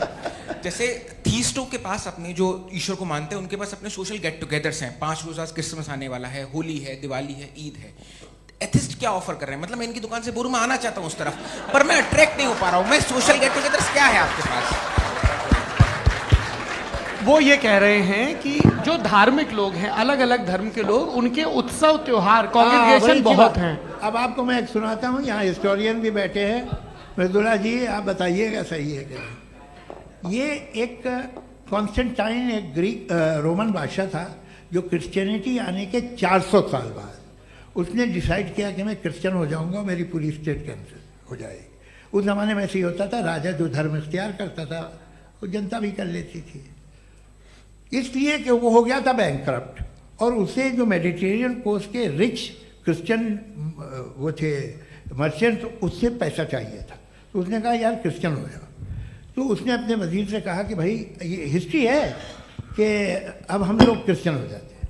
कहते सर हो जाएंगे, कोई प्रॉब्लम नहीं है, लेकिन एक प्रॉब्लम ये है कि 17 दिसंबर से 25 दिसंबर तक जो पेगन फेस्टिवल होता, जो पेगन्स थे वो लोग, जो फेस्टिवल होता है वो बंद हो जाएगा, इसलिए कि हम क्रिश्चियन हो गए तो होगा नहीं। तो वो बच्चों को बहुत बुरा लगेगा, पब्लिक को बहुत इन्जॉय करते हैं, खासतौर से 25 को मेन डे। तो उसने कहा हाँ ये तो सही कह रहे हो, ये जीसस क्राइस्ट की पैदाइश कब थी? कहते साहब वो अप्रैल में थी। नहीं कट करो, वो 25 दिसंबर को है। यह हकीकत है जी। और 400 साल बाद क्रिश्चियनिटी के अप्रैल से दिसंबर ले आए, और इसलिए कि यहाँ पेगन फेस्टिवल होता था। अब मनाते हैं आप आराम से। ये जो सारे फेस्टिवल हैं ये रिलीजन से, हर एक को एक इंटरटेनमेंट डिपार्टमेंट चाहिए होता है अपनी कंपनी चलाने के लिए। तो ये रिलीजन ने, ये सेकुलर त्यौहार थे जिन्हें रिलीजन्स ने ले लिया है। ये मौसम के थे, फसलों के थे, किसानों के थे, उसको आपने लेके रिलीजियस रंग दे दिया। ये कोई रिलीजन से थोड़ी आए आप। अच्छा हमें देखिए, हम तो मुल्द हैं, हम ईद मनाते हैं, हम दिवाली मनाते हैं, हम होली मनाते हैं, हम क्रिसमस मनाते हैं। बम्बई की फिल्म इंडस्ट्री की सबसे बड़ी होली हमारे घर में, सबसे बड़ी ईद हमारे घर में। वो हमारे सोशल वो है, हमारे हेरिटेज है। ऐसा थोड़ी है कि we will throw the baby along with the water. ये तो अच्छी चीज़ है, इन्हें रखो, जो बेकार है फेंक दो। जी हाँ हेलो जी, मेरा सवाल नादवी जी से है। जैसा कि आपने बोला कि गॉड टाइम के भी परे हैं, और गॉड इतनी कॉम्प्लेक्स चीज़ है कि उसे ह्यूमन माइंड समझ नहीं सकता, और गॉड ने अर्थ पे फ्री विल भी दे दी है। तो आप अपना वक्त ज़ाया क्यों कर रहे हैं गॉड के बारे में बात करके? अपन को तो बात करनी चाहिए कि सोसाइटी को बेहतर कैसे करें। जी, मैं गॉड वही बताता है सोसाइटी को कैसे बेहतर करें। अभी मैं आपका जवाब देता हूँ। आपने कहा कि टाइम पे वो एग्जिस्ट नहीं करता, मेरा सवाल ये है कि जैसा आपने बोला कि गॉड बहुत ही कॉम्प्लेक्स चीज है। मैंने कहा ही नहीं कि कॉम्प्लेक्स है, तो आपके अल्फाज हैं। कॉम्प्लेक्स का लफ्ज गॉड के लिए सुइटेबल नहीं है। क्यों? क्योंकि कॉम्प्लेक्स वो चीजें होती हैं जो ऑब्जेक्ट हो। God is not an object जिसको आप इंस्ट्रूमेंट के जरिए लेबोरेटरी में जाके टेस्ट करें, oh it's very complex. No, वो कोई कार का इंजन नहीं है। वो फिलोसॉफिकली नेसेसरी बीइंग ऐसी बीइंग है जो सिंपल बीइंग है। हाँ, आप उसको मुकम्मल तौर पे उसकी तमाम हिकमतों को जान ले और हर चीज को जान ले, ये पॉसिबल नहीं है, क्योंकि वो ऑल वाइज है, आप ऑल वाइज नहीं है, और वो खुदा है, वो आपको सारी चीजें बता दे, ये जरूरी नहीं। मेरा सवाल ये नहीं था, मेरा सवाल ये था कि जब गॉड इतना परे है इस दुनिया से कि उसने अर्थ पे फ्री विल भी दी है, हम सब ह्यूमंस की फ्री विल है, और जो सोसाइटी में हो रहा है वो अपन लोग डिसाइड करेंगे, तो अपन लोग डिसाइड नहीं करेंगे ना, अपन लोग डिसाइड नहीं करेंगे। गॉड जो है, गॉड ने वो उसकी जात, उसकी एग्जिस्टेंस टाइम एंड स्पेस से परे है, लेकिन वो हमारा टेस्ट ले रहा है और उसी गॉड ने हमें बताया कि तुम्हें क्या करना है क्या नहीं करना है, तो जाहिर है उस गॉड की बात सुनेंगे ना हम। जी, वो पीछे एक चश्मा लगाए जो मैम खड़ी हैं, उनको दीजिए। हाँ, आप जी जी बिल्कुल आएंगे। देखिए मैं कोशिश कर रहा हूँ सब तरफ जाने की। हाँ, उनको दीजिए माइक। जी, हेलो सर, मैं ओमनी प्रेजेंट नहीं हूँ, टाइम पाबंद हूँ और जहां तक कोशिश कर सकता हूँ करूंगा। जी, अपना नाम बताइए। मेरा नाम उर्सुला है, मैं दिल्ली यूनिवर्सिटी की एक स्टूडेंट हूँ और मैं स्टूडेंट फेडरेशन ऑफ इंडिया से हूँ। मेरा सवाल मुफ्ती जी से है कि इस हॉल के इस कमरे में बैठ के हम लोग रेप की मोरालिटी के बारे में फिलोसफिकली बात तो कर सकते हैं, बट असलियत ये है कि रोजमर्रा की जिंदगी में औरतें रेप के थ्रू गुजरती हैं, और हम लोग सिर्फ नंबर्स पे इस तरह नहीं देख सकते, क्योंकि कितनी औरतें हैं इन कंट्रीज में जहाँ पे आप बता रहे हैं कि केसेस कम हैं, जिनका एक्सेस है कि वो जाके केस फाइल कर सकें। कितनी औरतें हैं जो जिनको काम करने की आज़ादी है उन कंट्रीज में। यूरोप में ये आज़ादी आ गई, यूरोप में ये रूल्स आ गए, तो हम आज उसके बारे में बात कर पा रहे हैं। जी, जवाब। आपने ये कहा कि कमरे में बंद होकर हम लोग इस पर फिलोसफिकली बात कर सकते हैं, लेकिन हकीकत में क्या हो रहा है, वो ग्राउंड लेवल पे क्या हो रहा है जो बहुत गलत हो रहा है, और वो सफ़र कर रही हैं। आई अग्री, बहुत गलत हो रहा है, और जो गलत हो रहा है उसको हमें रोकना है। और क्यों रोकना है, वो गलत क्यों है, हमारे पास इसका ऑब्जेक्टिव फाउंडेशन है, इनके पास उसका ऑब्जेक्टिव फाउंडेशन नहीं है। मैं ये कहना चाह रहा हूं कि जहां पे भी जुल्म हो रहा है, जहां पे भी औरत पे जुल्म हो रहा है, या उसकी इज्जत लूटी जा रही है, या उसे तकलीफ पहुंचाई जा रही है, और सिर्फ औरत नहीं, किसी इंसान के ऊपर भी जुल्म हो रहा है, तो उसके खिलाफ खड़ा होना, ये मोरालिटी हमारे पास गॉड के पास से आई है। वरना जावेद साहब तो कह रहे हैं कि जो है मेजॉरिटी डिसाइड करेगी, तो मेजॉरिटी तो कभी भी बदल सकती है। क्या आप हाँ। ये थोड़ी सी आपको गलतफहमी है। मैं अगर मेरे जुमले से ये मदनत निकला या मैंने कहा, तो ये जुमला मैं वापस लेता हूँ। ये मेरा मतलब ही नहीं था कि मेजॉरिटी डिसाइड करेगी। मेजॉरिटी डिसाइड करे तो दुनिया में बड़ी, वैसे आपने कहा था ये जुमला। अच्छा, हो सकता है, मैं मान रहा हूँ, बाद में रिकैप कर लेंगे। अरे एक सेकंड, मैं अपनी एक्सप्लेनेशन देता हूँ। मुनासिब बात यह है कि हम सब के सब दिल में जानते हैं कि क्या अच्छा है क्या बुरा है, हमें पता है अच्छी तरह से। जो लोग बुरे काम करते हैं उन्हें भी मालूम अच्छा क्या है। यही तो सवाल था हजरत कि फिर ये मोरालिटी आई कहां से? Cross examination. हाँ जी, हाँ। मोरालिटी साथ रहने की डिजायर से आई, यानी साथ रहकर जो कुछ कह दे, जो कुछ कर दे, वो हो जाएगा। नहीं नहीं, तो आप कायदे से रह ही कर सकते हैं जब तक लोगों में मोरालिटी हो, वरना क्यास हो जाएगा। ये आपको कैसे पता? जी, हमने देखा ना, जहां मोरालिटी का क्यास हो गया, हम देखते हैं। कहां पे देखते भाई? दुनिया में। आप जो कह रहे हैं, आप कहीं पे अगर गलत हो रहा है तो उसको आप गलत देखिए। आप एपिस्टेमोलॉजी की बात कर रहे हैं, मैं ऑन्टोलॉजी की बात कर रहा हूं। मैं इस बहस के बाद आप दोनों लोगों को चाय पे होस्ट करूंगा, वहां पे क्रॉस एग्जामिनेशन कर लीजिएगा। अभी ऑडियंस का हक मार रहे हैं आप लोग भाई, सर जस्ट लोग हैं आप लोग। और ये भाई ये हाँ, उधर आएंगे, उधर जी सर आएंगे। अच्छा सर, मेरा नाम लईकुर रहमान है और मैं अलीगढ़ मुस्लिम यूनिवर्सिटी का स्टूडेंट हूँ, और जहाँ तक मुझे पता है कि sir you are also product of Aligarh Muslim University. मैं भी उसी चमन का बुलबुल। हाँ सर, तो बहुत खुशी हुई मुझे जान करके कि मैं आपसे मिलूंगा। सवाल सर, मेरा सवाल यह है, सर सैयद अलैहिर्रहमा का नज़रिया यह था कि खुदा के वजूद को अक़ल के दायरे में रह कर के तलाश करना, न कि पूरी तौर से उसका इनकार कर देना। Sir, how will you define it? नहीं, तो ये तो आप इन्हें बताइए। ये सवाल आपसे खुदा का वजूद साबित कर रहे हैं, तो सर आपने इनकार कर रखा है, इस वजह से मेरा क्वेश्चन। उन्होंने यही सर से एक सेकंड, सर सैयद ने यही कहा ना कि अक्ल से आप खुदा के वजूद को साबित नहीं कर सकते, यही कहा ना भाई। वो उन्होंने कहा कर सकते हैं और वो कर दिया गया आज। वो फोन तलाश करना या साबित करना अक्ल से अक्ल से नहीं हो सकता। अरे सवाल तो सुन लीजिए जी। अक्ल से नहीं हो सकता है, यही कहा ना आपने। अक्ल से हो सकता है, अरे वो यही कह रहे हैं भाई, आप बता रहे हो सकता है, वो तो कुछ और। आप अगर सर देखो नौजवान फोन ले लो, वो इतनी कमाल की यूनिवर्सिटी है। अरे भाई दे दो उन्हें जरा, एक मिनट दे दो भाई, मेरी बात सुनो, माइक पे बोलो ताकि जो लाखों लोग देख रहे हैं। माइक दे दो ना। अरे देंगे ना माइक, तुम ठहरो तो। हाँ सर, मेरा सवाल ये था कि सर सैयद अलैहि रहमा का एक नजरिया था अपना कि खुदा का जो वजूद है उसको अकल के दायरे में रह करके तलाश करना है, न कि पूरे तौर से इनकार कर देना है।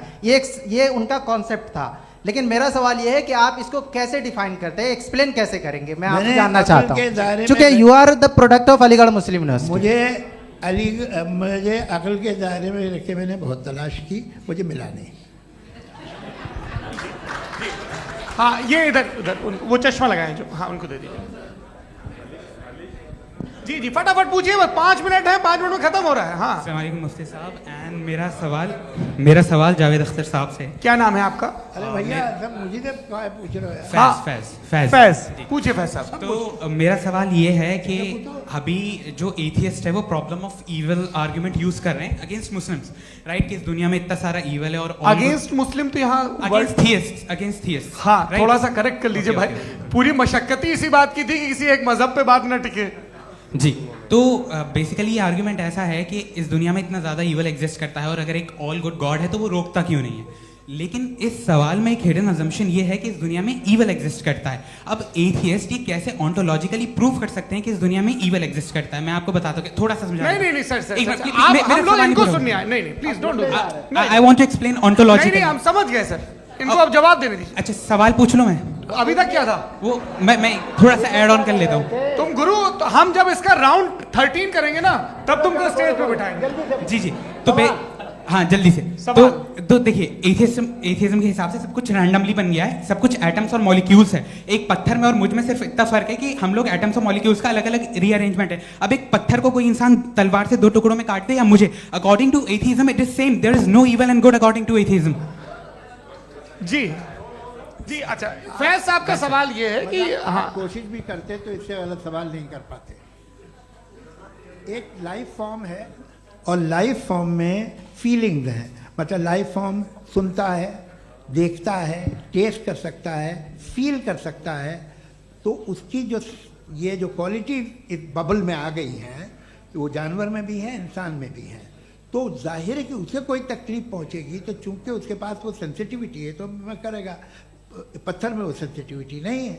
तो ये क्या सवाल हुआ कि अगर पत्थर को काटा तो पत्थर को तकलीफ नहीं होती, तो आपको काटे तो आपको क्यों तकलीफ हो? बैठ जाइए। जी हाँ अगला सवाल।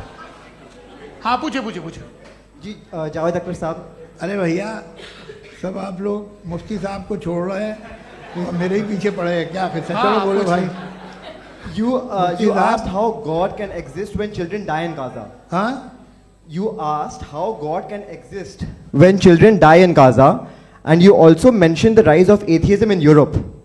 But the same events also are leading many atheists and non-believers to turn towards faith. How do you interpret this contradiction, where suffering pushes some away from God, yet brings others closer to belief? आपको एक बात बताऊं, दुनिया perfect तो कहीं भी नहीं है, हर जगह कुछ खामियां हैं। बेटा एक मिनट, आप ही को कहेंगे, देखो वो तो कुछ खामियां, कमज़ोरियां, खराबियां सब जगह है। लेकिन अगर देखोगे ईमानदारी से कि दुनिया सबसे ज़्यादा महज़ब कहाँ है, एक आम शहरी को कहाँ हुकूक हासिल हैं, वो बोल सकता है, अपनी मर्ज़ी से काम कर सकता है, अपनी मर्ज़ी से राय दे सकता है, हुकूमत के ख़िलाफ़ बोल सकता है, बरसरे इक़्तिदार लोगों के बारे में बोल सकता है, सरमायादारों के ख़िलाफ़ बोल सकता है। तो आपको ये स्कैंडिनेवियन कंट्रीज़ में मिलेगा, वेस्टर्न यूरोप में मिलेगा। मैं नहीं कह रहा वो परफेक्ट है, बिल्कुल नहीं, वहाँ बहुत ख़राबियाँ भी हैं, परफेक्ट तो कोई। लेकिन जिन जिन मुल्कों में, लैटिन अमेरिका देखो, गल्फ़ देखो, वहाँ पर आपको ये ज़रूर है कि रेप नहीं होते होंगे। रेप की ज़रूरत क्या है भाई? उसको तो ख़रीद लो, घर में रखो, सड़क पर रेप करने की क्या ज़रूरत है? मगर सुनिए, मगर हकीकत ये है कि वहाँ शख्सी आज़ादी राय देने की, बोलने की नहीं है। जी ये एक आखिरी सवाल मुफ्ती साहब से। हाँ मैम, इनको माइक दीजिए। शुक्रिया। मेरा नाम मनीषा है, मैं हरियाणा से आई हूँ।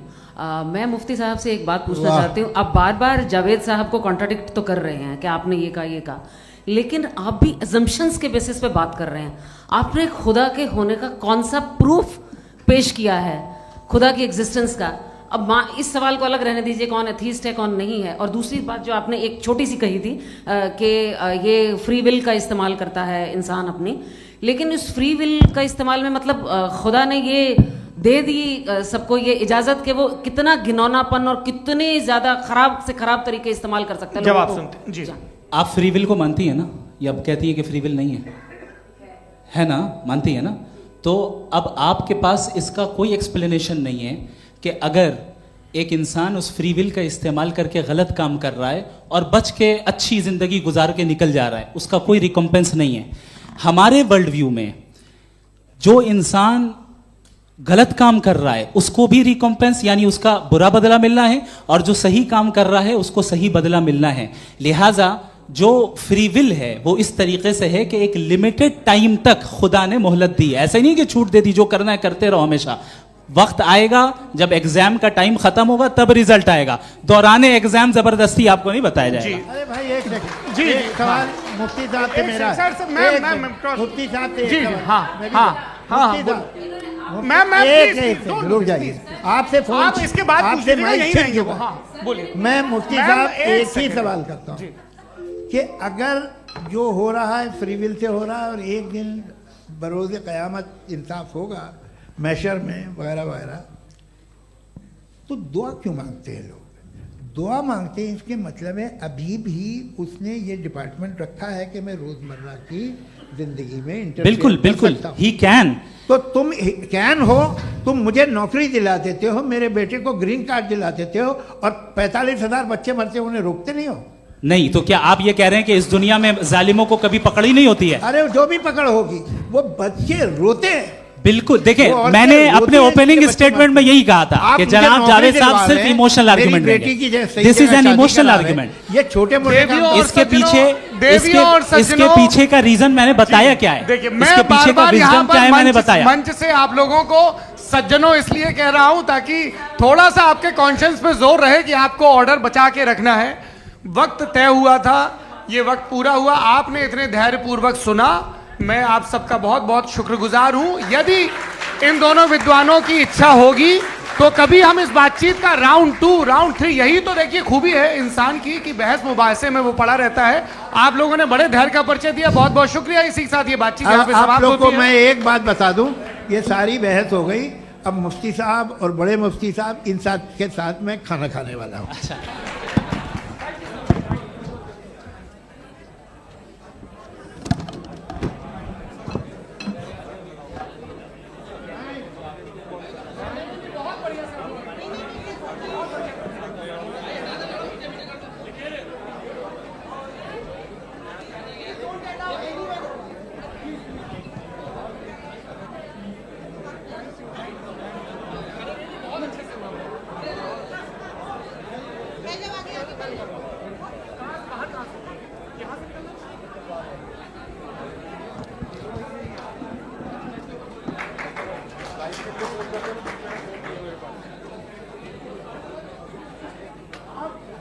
Thank you.